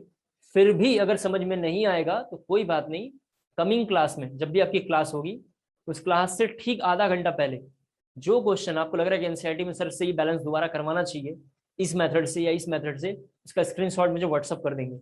मेरा नंबर आप लोगों के पास है, ये मेरा नंबर है 8588958863, ये मेरा नंबर है, इस पर आप व्हाट्सअप मैसेज कर देंगे, ठीक है? 8588958863, ठीक है? ऋषभ नाम है मेरा, तो ठीक, ऋषभ नाम, ठीक है? तो आप मैसेज कर देंगे तो मैं एक बार देख लूंगा, और अगर आपको नहीं आएगा तो बता देंगे। अभी हम किस पे चलेंगे? हीट एंड ट्रायल तो हमने समझ गए, हाफ सेल रिएक्शन की चलेंगे। हीट एंड ट्रायल भी जरा एक बार समझा देता हूँ, आपको लिखना नहीं है हीट एंड ट्रायल, लेकिन समझा देता हूँ। देखिए हीट एंड ट्रायल को लेकर जरा देखिए सभी बच्चे, KClO3 था, सभी बच्चे बोर्ड पे देखिए, जिसको हम हिट करते हैं तो ये ब्रेक करता है KCl + O2 में। कोई बच्चा ऐसा क्वेश्चन पूछता है, थोड़ा मिनट ध्यान से सुन लो, तो बच्चा ऐसा क्वेश्चन लेकर आता है कि सर आपको कैसे पता चला ये दोनों इसी में ब्रेक करेगा, ये मुझे कैसे पता चला? तो इसका एक रीजन ये था, एक चैप्टर है हीटिंग इफेक्ट नाम से, मैंने एडवांस की बैच में पढ़ाया था पिछले साल, उसका नाम है हीटिंग इफेक्ट, जो एनसीईआरटी में नहीं है। हीटिंग इफेक्ट जेडी ली की बुक्स में, इतनी मोटी बुक है जेडी ली नाम से, उसमें से मैंने एक चैप्टर करवाया था बैचेस में, एलन चंडीगढ़ के जब मैं पढ़ा रहा था तो मैंने करवाया था, तो बच्चों ने बोला था इसको कराइएगा, तो जब अगर आप बहुत अच्छा पढ़ेंगे तो इसको हम कर लेंगे। अभी मान लेते हैं ऐसा होता है, अभी बैलेंस करेंगे तो इधर में K1 है, बिल्कुल K1 है। हीट एंड ट्रायल देखो कैसे चलता है, इधर K1 इधर भी 1 बैलेंस है, इधर Cl1 इधर भी Cl1 है, तो इधर ऑक्सीजन 3 है इधर में 2 है, यानी ऑक्सीजन को बैलेंस करना है। अब ऑक्सीजन बैलेंस करने के लिए हमने क्या किया, इधर में 2 का मल्टीप्लाई किया, 2 से ही हमेशा बैलेंस करना चाहिए क्योंकि टेबल सबसे छोटा यही है, और इतना तो सबको याद होता है, कॉमन सेंस की बात है, तो इसको जरूर यूज करना चाहिए। अब जैसे करेंगे तो यहाँ पर हमें लिखना पड़ेगा 2KCl, क्यों लिखना पड़ेगा? K अपने आप 2 हो गया, Cl 2 हो गया, ऑक्सीजन की वैल्यू 6 हो गया, तो यहाँ मैं आके लिखूंगा 3O2। अब देखूंगा ऑलरेडी कैसा हो गया, बैलेंस हो गया। बुक्स में इसको लिखा होगा अनबैलेंस इक्वेशन, बुक्स में इसका नाम लिखा होगा अनबैलेंस इक्वेशन, देख लें अनबैलेंस इक्वेशन, और इसके बारे में लिखेंगे बैलेंस इक्वेशन। क्या लिखा होगा? Balance equation. तो हीट एंड ट्रायल का ये बेहतरीन एग्जांपल है, एग्जामिनेशन में नहीं आएगा, ठीक है? एग्जामिनेशन में कभी आने वाला नहीं है, बहुत इजी है, इसलिए एग्जामिनेशन में नहीं आएगा। लिखेंगे इसके बाद अब अगला heading half cell reaction. Half cell reaction जरा जल्दी से लिख लें, half cell reaction, half cell reaction, half cell reaction, half cell reaction लिखेंगे। सबसे पहला पॉइंट हाफ सेल के बारे में जरा देख लो, क्या है थोड़ा एक बार पहले, बहुत इंपॉर्टेंट है, फिर हम थोड़ा इसको लेके देखेंगे। हाफ सेल का मतलब हुआ 2 चीजें हो सकती है, या तो ऑक्सीडेशन हाफ सेल, सभी बच्चे देखें, ऑक्सीडेशन हाफ सेल, या हो सकता है रिडक्शन हाफ सेल, ये हो सकता है रिडक्शन हाफ सेल, इन्हीं में से कोई एक होगा, या तो ऑक्सीडेशन हाफ सेल होगा या रिडक्शन हाफ सेल होगा। इसको लेके 4 रूल्स हैं, उन रूल को हम देखेंगे।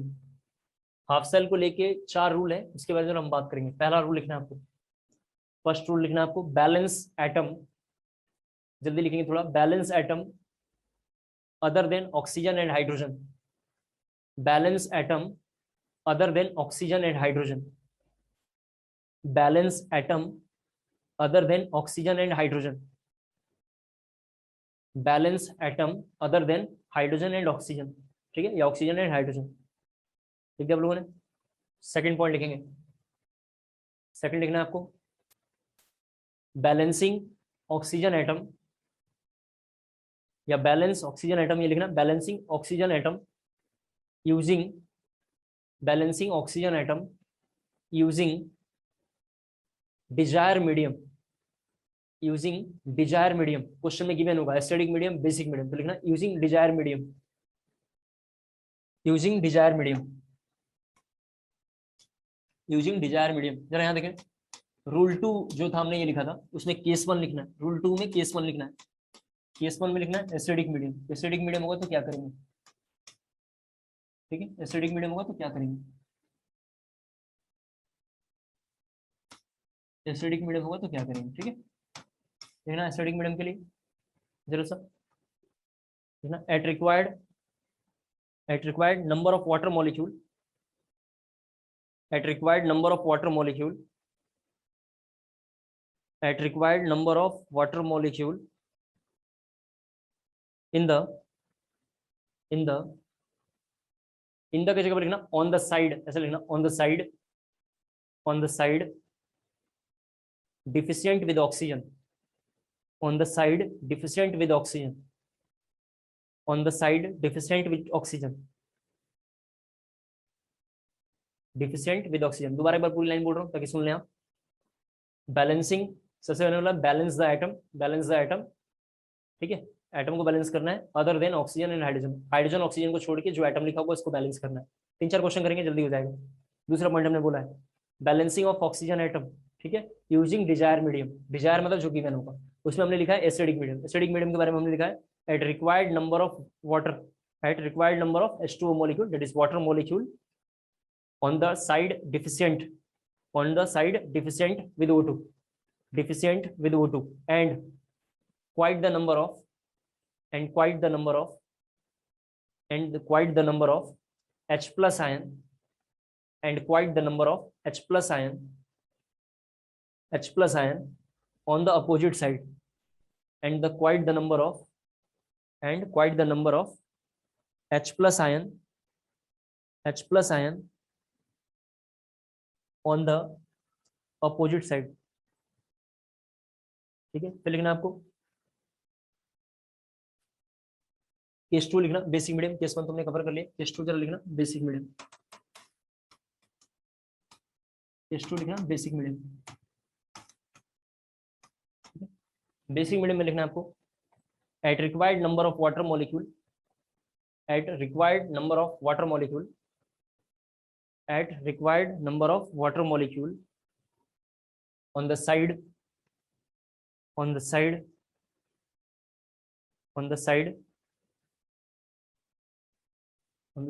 rich with O2 लिखना, rich with O2 and quite the number of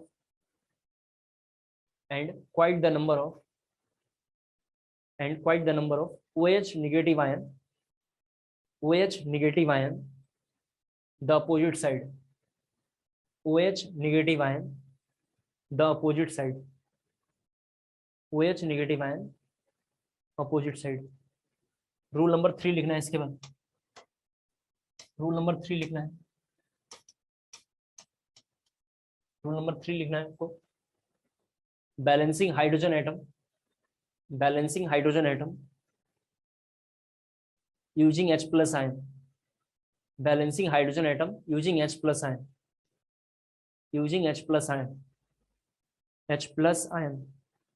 लिखना इसमें at required number at required number of H plus ion on the side deficient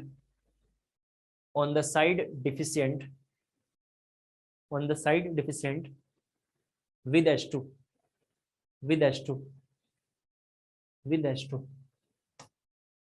H2 मतलब hydrogen with H2। Rule number 4 last लिखेंगे। Rule number 4 लिखना है। Balance the charge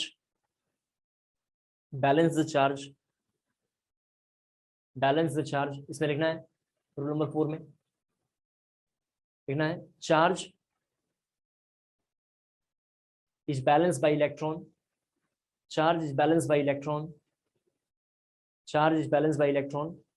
at required number of electron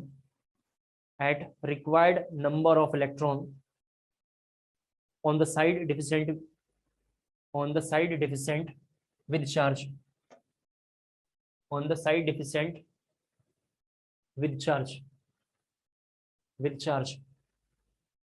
पूरी बात मैंने ये बोला है।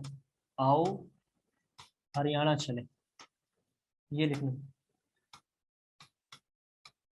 ठीक है। ये देखो, ये एक फालतू है, ये एक फालतू था। हमने बोला है इस ए का मतलब एटम को पहले बैलेंस करना, हमने बोला उसके बाद ऑक्सीजन को बैलेंस करना। एटम के बाद कौन करना है?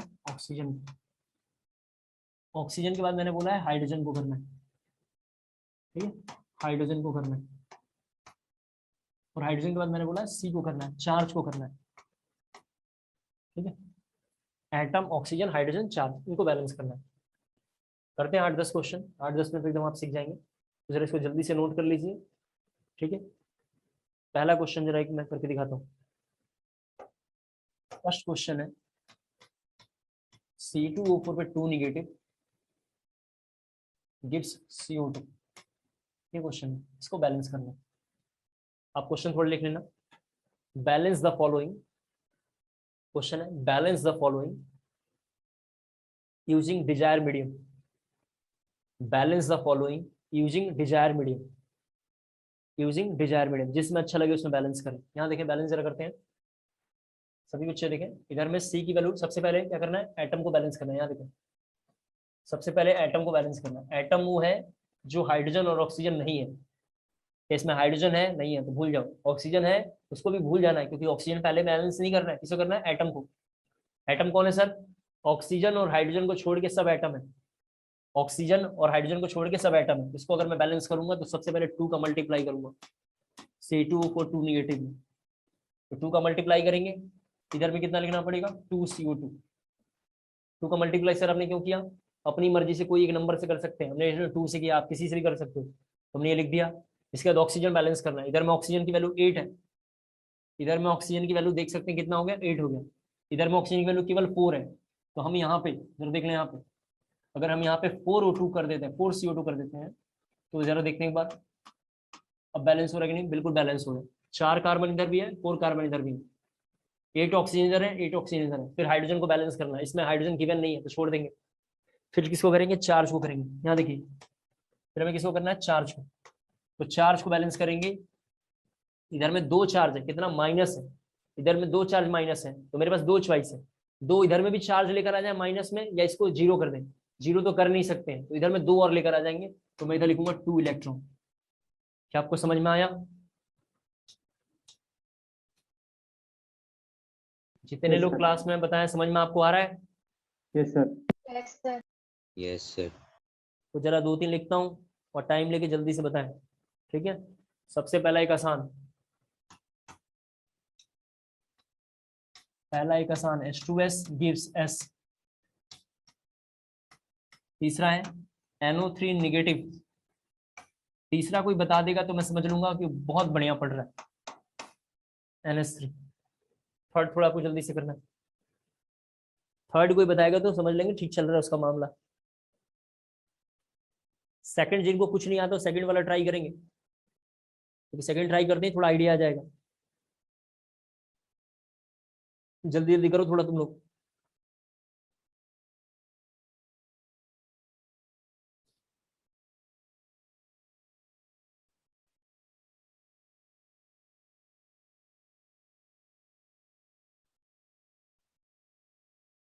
हो गया?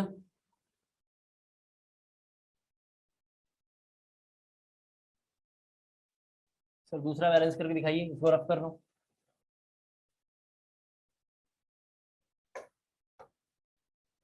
दूसरा बैलेंस करना है। सबसे पहले काम है सर एटम को बैलेंस करना है। एटम कौन है? सल्फर। दोनों साइड में बैलेंस है, कुछ नहीं करना है। ये देखो, आओ हरियाणा चले वाला कंसेप्ट अप्लाई करिए। ये फालतू है, ये बैलेंस एटम हो गया। ऑक्सीजन को बैलेंस करना, ऑक्सीजन गिवन है नहीं है, छोड़ देंगे। हाइड्रोजन को बैलेंस करेंगे। इधर हाइड्रोजन कितना लिखा हुआ है? 2, तो इधर हमें 2 लिखना पड़ेगा, तो 2 लिखूंगा इस तरीके से, आप तो जानते हो। सर आपने H2 क्यों नहीं लिखा? H2 एग्जिस्ट नहीं करता है, तो 2H प्लस करना पड़ेगा। अब उधर में 2 प्लस हो गया और इधर में कोई प्लस नहीं है, तो हमारे पास 2 चॉइस है। इधर में 2 प्लस लेकर आए, या दूसरा चॉइस है उधर में 2 प्लस को न्यूट्रल कर दें। 2 प्लस को इधर ही न्यूट्रल कर देंगे, 2 इलेक्ट्रॉन लिख के इधर क्या करेंगे, 2 इलेक्ट्रॉन लिख देंगे, तो बैलेंस हो जाएगा। कोई थर्ड को बैलेंस कर लिया हो तो बताए, थोड़ा मैं समझ लूंगा। थर्ड जिसने किया वो चैप्टर में ठीक ठाक चल रहा है, सब कुछ समझ रहा है। कोई बच्चा बताए जल्दी से। Sir NO3 negative plus NH plus 8 electron gives एक NH3 मिनट, positive बोलिए क्या करिए? NO3 negative plus NH plus कितना? 9H हाँ, plus 9H plus 8 electrons plus 8 electrons gives NH3 हाँ, plus 3H2. बहुत बेहतरीन। 3 6 3 6 गड़बड़ हो रहा है, थोड़ा सा गड़बड़ हो रहा है, मैं छोड़ दें, PH। हाँ ठीक है, बिल्कुल सही बताया आपने, दिल खुश कर दिया आपने, ऐसे ही करना था। आइए देखिए, काफी अच्छा मेहनत कर रही हैं आप। अब देखो थोड़ा सा यहाँ सभी बच्चे, सबसे पहला काम है, और थोड़ा तुम लोग भी करो, बैठने से काम नहीं चलेगा। यहाँ देखिए, सबसे पहला काम है एटम को बैलेंस करेंगे, जो है नाइट्रोजन। इसके बाद ऑक्सीजन को बैलेंस करेंगे, दोनों साइड में नाइट्रोजन की वैल्यू 1 1। फिर किसको बैलेंस करना है? ऑक्सीजन। ऑक्सीजन इधर वैल्यू 3 है, तो मैं इधर 3H2 कर दूंगा, ऑक्सीजन बैलेंस हो गया। फिर करेंगे हाइड्रोजन को बैलेंस, इधर मैं हाइड्रोजन वैल्यू 6 और ये 3 9, इधर मैं आके लिखूंगा 9H प्लस। इधर में कितना लिखूंगा? 9H plus. इधर में कोई चार्ज नहीं है, इधर में चार्ज जरा से देखिए कितना है, 9 प्लस और एक माइनस, तो 8 प्लस अभी बचा हुआ, कितना? 8 प्लस, तो मैं यहाँ पे लिखूंगा 8 इलेक्ट्रॉन, जो बिल्कुल करेक्ट। क्या मैं ऐसे 2 3 क्वेश्चन लिखूंगा, आप कर पाएंगे? जल्दी बताओ, कर लोगे? Yes sir. इसको जरा आपने कॉपी कर लिया होगा। अब 2 3 क्वेश्चन देखते हैं, जरा सा रफ करता हूँ। 4th नंबर क्वेश्चन है, H2O2 gives O2, H2O3 gives H2O4, H2O3 gives S4O6 कर लेते हैं, प्लस को डिफिकल्ट S4O6 -2। 5 नंबर जो बताएगा वो थोड़ा बहुत अच्छा पढ़ रहा है क्लास में, ठीक है। 5 नंबर थोड़ा हमने लिख लिया, एक थोड़ा आसान ये लिख लेते हैं, Cr2O7 2 minus Cr+3। 7 नंबर जैसे देखो, FeH2 gives Fe2O3 plus SO2 लिख लो, प्लस SO2। एक और लिख लेना, 8 नंबर है, H2O2 gives H2। मुझे 5 और 7 का आंसर चाहिए, बाकी आप जो नहीं आता मेरे से पूछो, हम बता देंगे। बाकी जो नहीं आता वो पूछो, बता देंगे। एक और लिख लेते हैं, 8 हो गया, तो 9 भी कर लेते हैं, शुभ नंबर कर लेते हैं। HNO3 gives HNO2, ये भी लिख लो।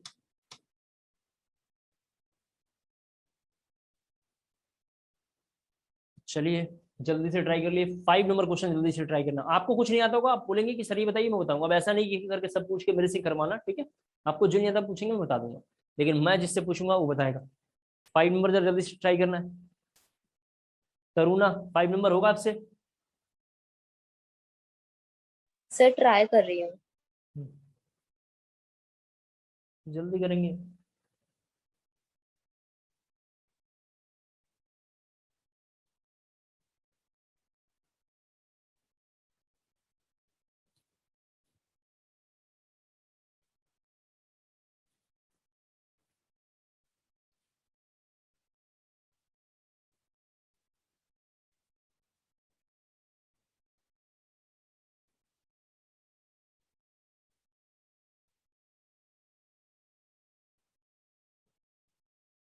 थोड़ा जल्दी करेंगे।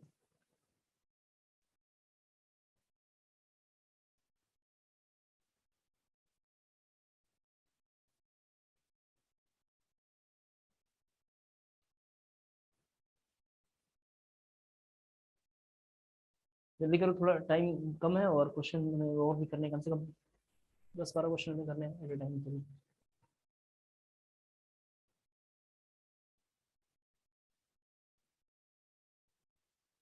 5 और 7 करना है।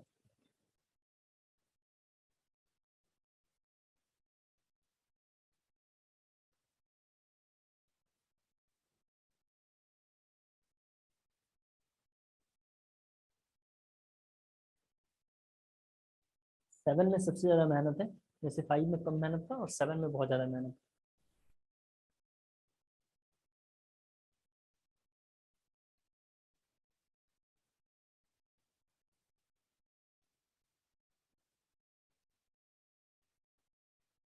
चलिए पूछते हैं। प्राची, पीयूष, नमन, 3 आईडी Yes, sir. होगा आपसे। Sir, 2s2o3 negative, बहुत बढ़िया, 1 मिनट, सही बता रही हैं आप, चिंता मत करिए। 2s2o3, हाँ बोलिए। s3 negative, 2 negative plus I2, plus I2 तो मुझे दिख नहीं रहा, इसमें I2 दिख रहा है, मुझे नहीं दिख रहा।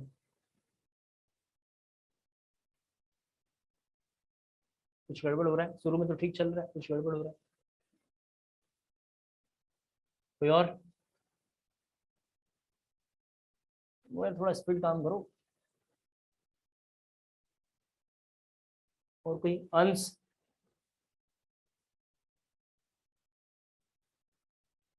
अंश यस सर। होगा आपसे।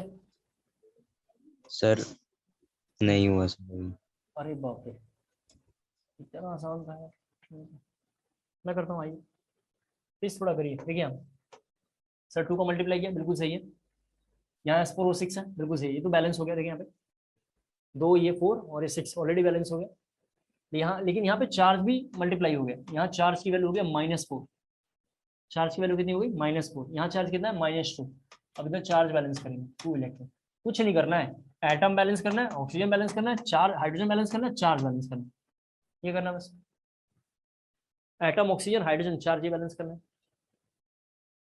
चलिए 7 नंबर कोई क्वेश्चन जल्दी से करके बताएं। ये रफ कर दिया मैंने। 7 नंबर जरा कोई जल्दी से बताएं।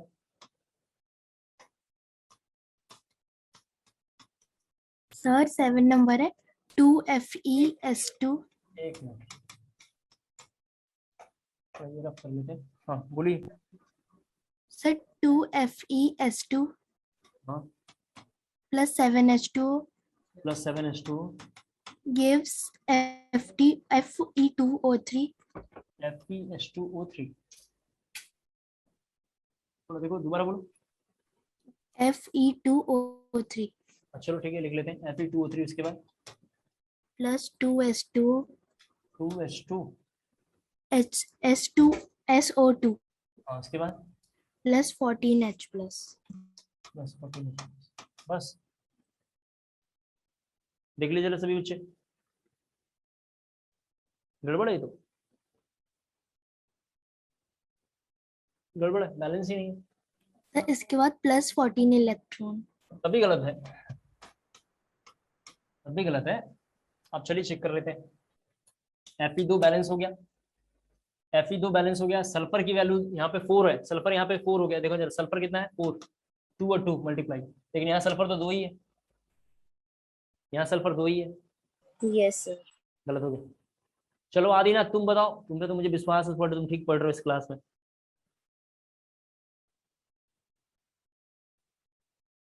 आप हैं यहाँ पे?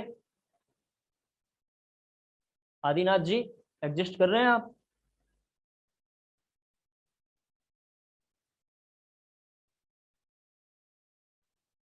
अभिजीत,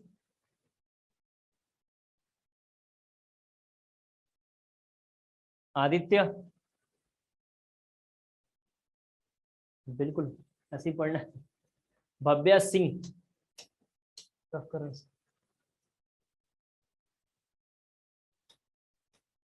बताएंगे आप? सर मेरे से नहीं हुआ, ओके, फिर ट्राई कर रहा हूँ। यहाँ देखिए ट्राई आप लोग भूल जाइए, यहाँ देखिए थोड़ा एक बार लिख के मैं बताता हूँ। मैं तो सोच रहा था यार आप लोग कर लेंगे, लेकिन जैसे चाहिए वैसा हो नहीं।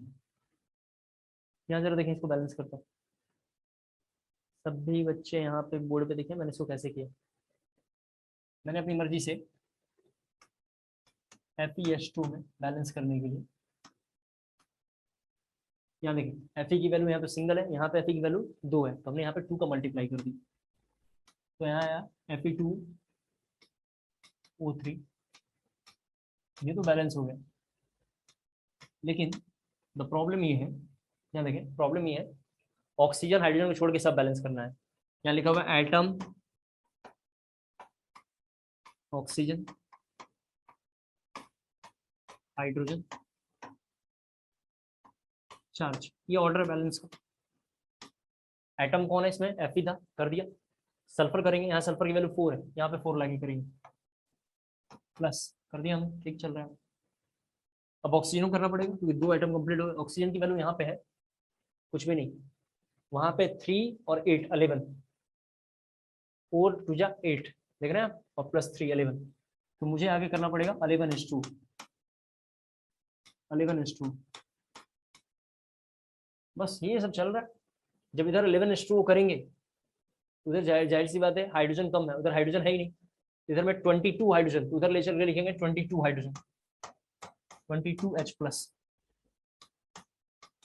जब इधर में 22H प्लस है, यानी 22 प्लस है, इधर में प्लस है ही नहीं, तो इधर मुझे 22 इलेक्ट्रॉन भी लिखना पड़ेगा बैलेंस करने के लिए। ये करेक्ट आंसर, ये करेक्ट आंसर। समझ में आपको आ गया? Yes yes sir. किसी कोई डाउट है तो मेरे से पूछ सकता है, लेकिन थोड़ा सा यार पढ़ेंगे, जैसा मैं सोच रहा हूँ वैसा भी आ नहीं रहा है आप लोगों का। अब मेरे साथ लग रहा है मेरे में कमी है, थोड़ा मैं ठीक से शायद करा नहीं पा रहा हूँ, क्योंकि क्या कह सकता हूँ, थोड़ा और अच्छे से करेंगे रिजल्ट तभी आएगा, नो डाउट। इतने ही डिफिकल्ट क्वेश्चन पास्ट ईयर्स में है एडवांस में, इससे भी डिफिकल्ट। ना देखते हैं थोड़ा और आगे, टफ कर रहा हूँ। सभी बच्चे थोड़ा एक कंसेप्ट को देखें। मोल कंसेप्ट की क्लास में बोर्ड पे यहाँ देखना है, मैं नहीं जानता आपके टीचर ने कैसे पढ़ाया, बट फिर भी यहाँ पे जरा देखेंगे।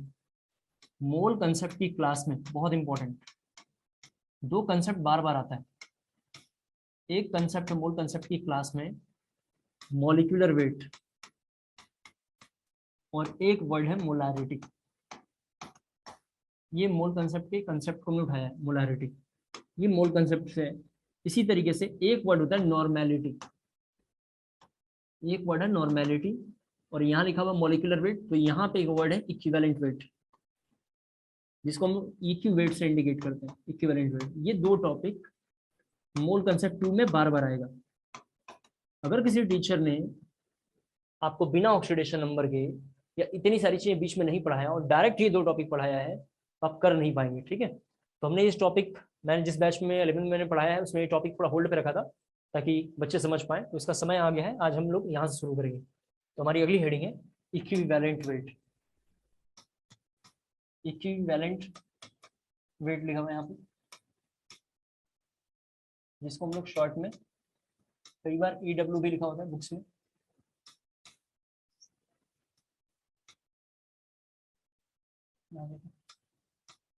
EW कई बार बुक्स में EQW भी लिखा होगा, ऐसा। तो हम लोग ये नीचे वाला ज्यादा प्रेफर करेंगे, लेकिन हमने लिख दिया ऐसा EW, इस तरह लिखा हुआ है इक्विवेलेंट वेट। हमने अभी थोड़ा इक्विवेलेंट मेथड को छोड़ दिया। अभी क्यों छोड़ दिया? क्योंकि हमें अभी थोड़ा ये सब आना चाहिए टॉपिक। जब ये टॉपिक थोड़ा हमें आ जाएगा, फिर हम थोड़ा इक्विवेलेंट वेट वगैरह करके लेकर आएंगे, तब हम वापस आके इक्विवेलेंट मेथड करेंगे। अभी हमने हाफ सेल कर लिया, हीट एंड ट्रायल कर लिया, ऑक्सीडेशन और आयन इलेक्ट्रॉन मेथड भी हमने बोला घर पे देखेंगे, नहीं आएगा मेरे से पूछेंगे बता देंगे।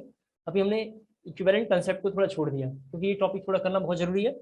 इसके बगैर वो टॉपिक होगा, अगर ये हम नहीं करेंगे तो वो नहीं हो पाएगा, इसको करना बहुत जरूरी है, इसका एक बैकबोन है। इसमें थोड़ा इक्विवेलेंट वेट में लिखना है आपको, थोड़ा इक्विवेलेंट वेट में जरा लिखेंगे equivalent weight of any, equivalent weight of any element और substance, equivalent weight of any element और सबस्टांस, एनी एलिमेंट और substance is the weight which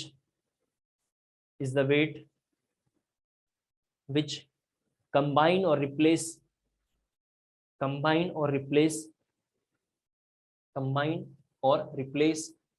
बाकी जो लाइन बोलूंगा अंडरलाइन करके लिखना, 1 gram of H2,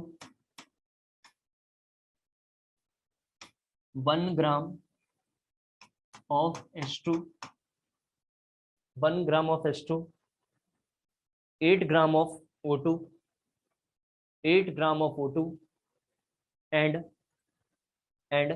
36.5 gram and 36.5 gram of chlorine and 36.5 gram of chlorine.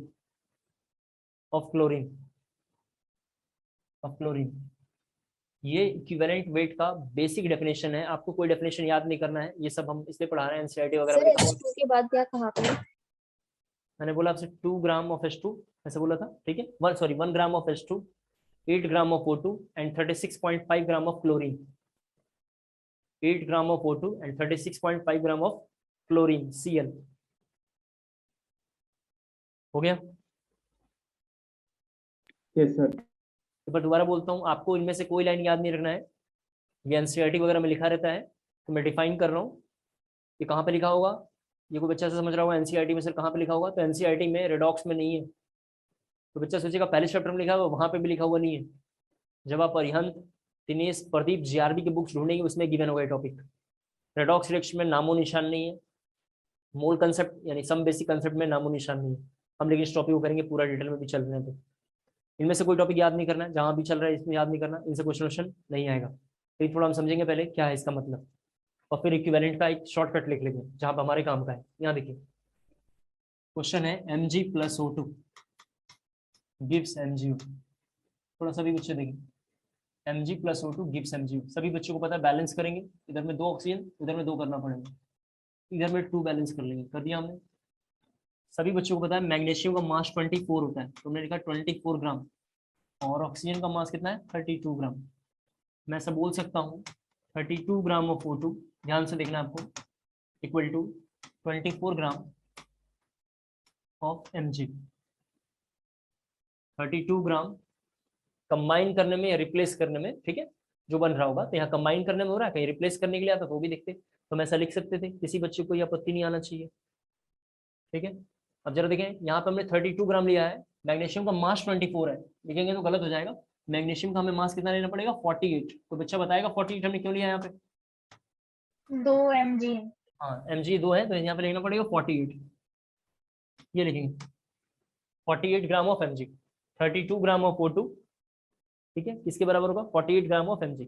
Important बात ये है, इसको किससे कंपेयर करना है 8 ग्राम ऑफ O2 से, तो अगर मैं यहाँ से 8 ग्राम ऑफ O2 एज्यूम करूँ, 8 ग्राम ऑफ O2 लेके चलूँ, तो आप जानते हैं 8 ग्राम ऑफ O2 के लिए क्या होगा, ऊपर में तो लिखेंगे 48 जो ये वैल्यू है,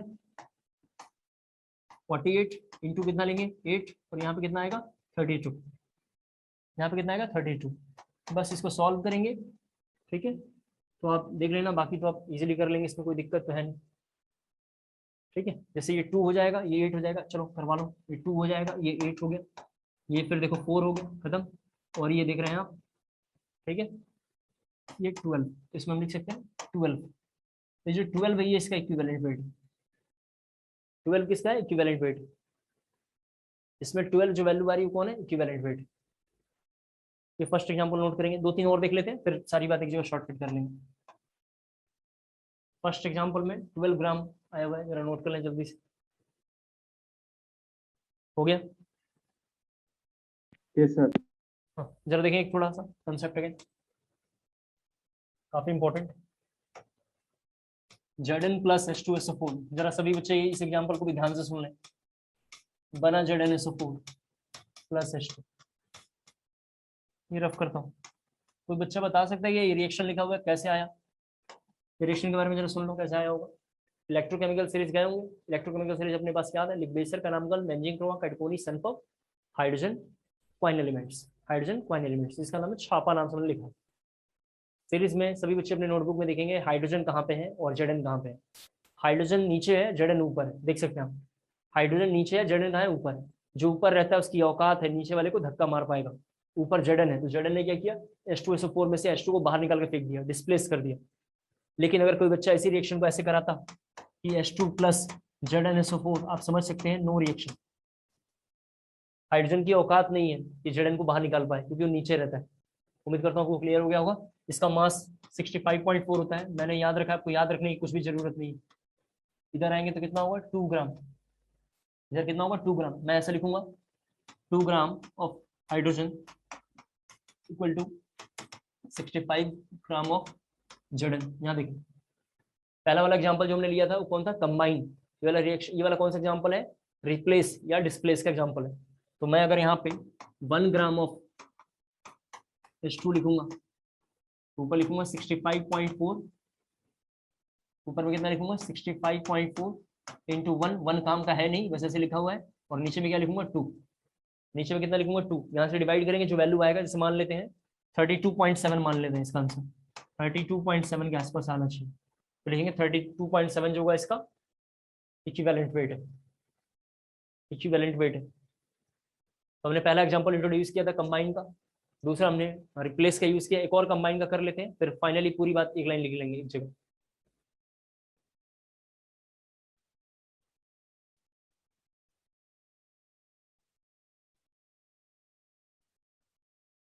हो गई, रफ करता हूँ। यहाँ देखिए एक और कंबाइन का एग्जांपल देखिए, Al combine rich with Cl बनता है AlCO3, बनता है AlCO3। बैलेंस करेंगे, क्लोरीन की वैल्यू हमें यहाँ पे 3 करना पड़ेगा, तो ये बैलेंस हो जाएगा ऐसा और ये हो जाएगा ऐसा। एल्यूमिनियम का मास 27 होता है, 2 एल्यूमिनियम है, 54 लिखेंगे। आपको मास वास कुछ भी याद नहीं करना, 54 ग्राम। यहाँ पे देखेंगे तो 3 इंटू 71 हो जाएगा, 35.5 मास होता है, इधर 2 का मल्टीप्लाई है तो कितना हो जाएगा 71 ग्राम। सभी बच्चे जरा बोर्ड पे देख लें। तो मैं ऐसा कहना चाह रहा हूँ 54 gram of aluminium is react with 3 into 71 gram of chlorine, of chlorine. तो मैंने बोला 36.5 ग्राम क्लोरीन के लिए, 36.5 gram of chlorine, of chlorine. 36.5 कहाँ से सर आपने एज्यूम किया है, सभी बच्चे समझ पा रहे होंगे। 36.5 ग्राम, सॉरी थोड़ा वहाँ पे 35.5 लिखना, ठीक है। सॉरी यहाँ थोड़ा हमने 36 लिख दिया, जरा डेफिनेशन में 35.5 करना। रीजन ये है, या देख लेना सर 35.5 नहीं लिखवाया है, 35.5 कर लेना, और लिखवाया तो ठीक है 35.5 लिखना है, क्योंकि क्लोरीन है, हमने HCl का मास ऐड कर दिया था गलती से। जब देखिए इधर आऊंगा तो पहले तो लिख लूंगा ये 54 इंटू कितना 35.5, इधर आऊंगा 3 इंटू 71। सॉल्व करेंगे, यहाँ से जो मास निकल के वैल्यू आएगा वही इक्विवेलेंट वेट ऑफ एल्यूमिनियम, वही कितना है इक्विवेलेंट वेट ऑफ एल्यूमिनियम। जैसे ये कितने हो जाएगा, ये देखो 2, यहाँ जरा देख लें, आप करवाना चाहते हैं तो 2, यहाँ पे 27 का मतलब ये 9, देख रहे हैं आप। इक्विवेलेंट वेट ऑफ एल्यूमिनियम कितना हो जाएगा 9 इसका क्या है इक्विवेलेंट वेट है, 9 इसका क्या है इक्विवेलेंट वेट है। आपको कोई डाटा याद नहीं रखना है, मैंने जानबूझ के थोड़ा करवाया है सॉल्व, ठीक है। जानबूझ के मैंने थोड़ा ये तीन क्वेश्चन में आपको करके दिखाया ताकि आप समझ पाए जो मैं कहना चाह रहा हूँ आपसे। तो आपको लिखना है थोड़ा 2-3 लाइनें ताकि वो क्लियर हो पाए। लिखना है from all the above examples, from all the above examples, it is clear that, तीन एग्जाम्पल्स जो लिखे हुए हैं, from all the above examples it is clear that atomic weight is divided by atomic base, लिखा लो ना, atomic weight is divided by a number, and that number is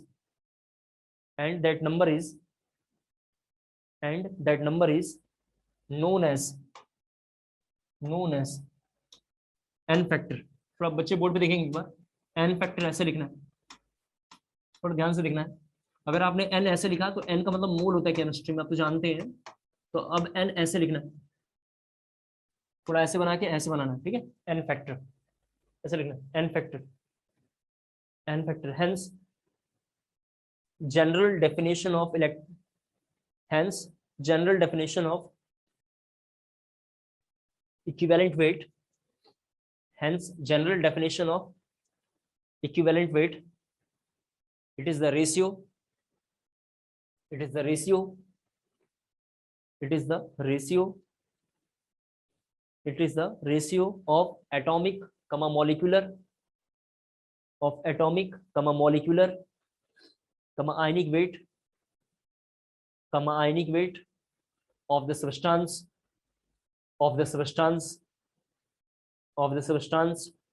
to n factor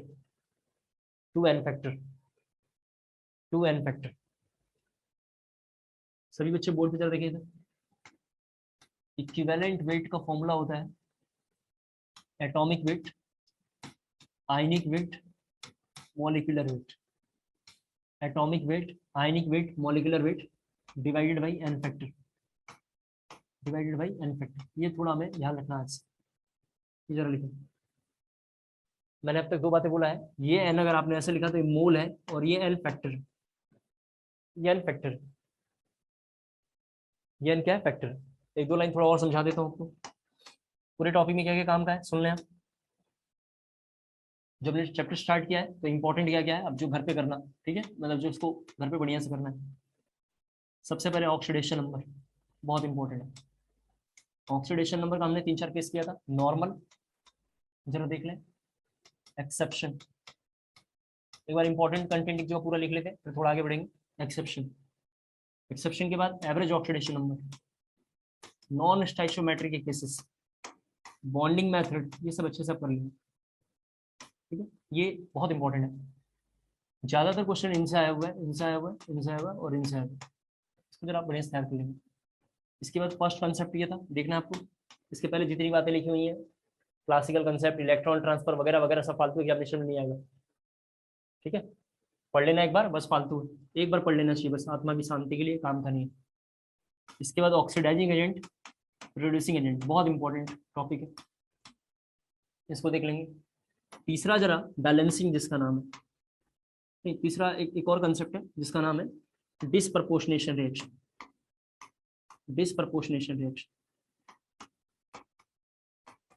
ये थोड़ा बहुत important है, सबसे ज्यादा important है। Fourth का नाम है डिस्प्लेसमेंट। अभी हम 2-3 बार और पढ़ेंगे, क्लास 12 आते आते 2-3 बार और पढ़ेंगे डिस्प्लेसमेंट, तो याद हो जाएगा, इसकी तो कोई टेंशन ही नहीं है।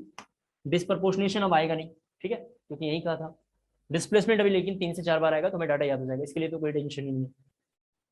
फोर्थ का 5 नंबर पॉइंट जो थोड़ा काफी इंपॉर्टेंट है, डिस्प्लेसमेंट, डिसप्रपोर्शनेशन हमने कर रखा है। इसकी वजह देखें, हाफ सेल इतनी इंपॉर्टेंट नहीं है। हाफ सेल हमने अभी इस साल काम का नहीं है, इस साल हाफ सेल से क्वेश्चन नहीं आएगा, 12th में आएगा ज्यादातर, तो हाफ सेल यहाँ के लिए इंपॉर्टेंट नहीं है, यहाँ के लिए इक्विवेलेंट कंसेप्ट मैटर करता है। यहाँ के लिए क्या है, इक्विवेलेंट कंसेप्ट। अब थोड़ा एक लाइन और देखें, इक्विवेलेंट कंसेप्ट कैसे करते हैं, इधर थोड़ा रफ कर रहा हूँ, ठीक है। इक्विवेलेंट कंसेप्ट उसी का अच्छा होगा, ये टॉपिक उसी का अच्छा होगा जिसका n फैक्टर अच्छा होगा, सभी बच्चों को समझ में आ रहा है कि n फैक्टर अब ध्यान से पढ़ना बहुत जरूरी है। जिस बच्चे का n फैक्टर बहुत अच्छा होगा, ध्यान सुन लो, ये टॉपिक अब हम पूरा एक सेपरेट पढ़ेंगे टॉपिक।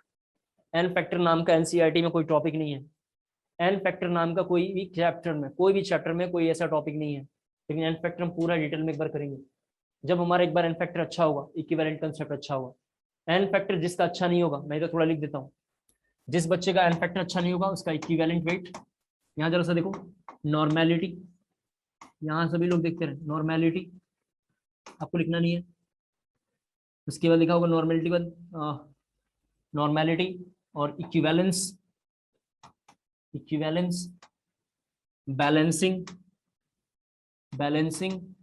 टाइट्रेशन, ध्यान से सुन लें आप, टाइट्रेशन, इतने सारे टॉपिक चले जाएंगे, इतने सारे टॉपिक अच्छे चले जाएंगे। इस पूरे चैप्टर में ये कंटेंट थोड़ा इंपॉर्टेंट था, ये कंटेंट इंपॉर्टेंट है, ये दो इंपॉर्टेंट है। इक्विवेलेंट कंसेप्ट हमें तभी आएगा जब हमें n फैक्टर आता होगा, अब एन फैक्टर क्या है सर? इक्विवेलेंट मास निकालने के लिए मेथड है, एन फैक्टर पूरा डिटेल में भी करेंगे। N factor atomic weight, ionic weight, molecular weight. Atomic weight, ionic weight, molecular weight में जिस नंबर से डिवाइड करेंगे वो नंबर एक कोई नंबर है, अभी पढ़ेंगे पूरा डिटेल में, उस नंबर का नाम एन फैक्टर है। प्रीवियस 10 सालों में अगर जेई एडवांस का और नीट का अगर आप पेपर देखेंगे तो 2-3 बार क्वेश्चन तो एन फैक्टर से ही डायरेक्ट आया हुआ है। 2-3 क्वेश्चन एन फैक्टर से ही आया हुआ है, इनमें से किसका एन फैक्टर कितना है, इसको जरा अच्छे से तैयार करेंगे। ठीक है,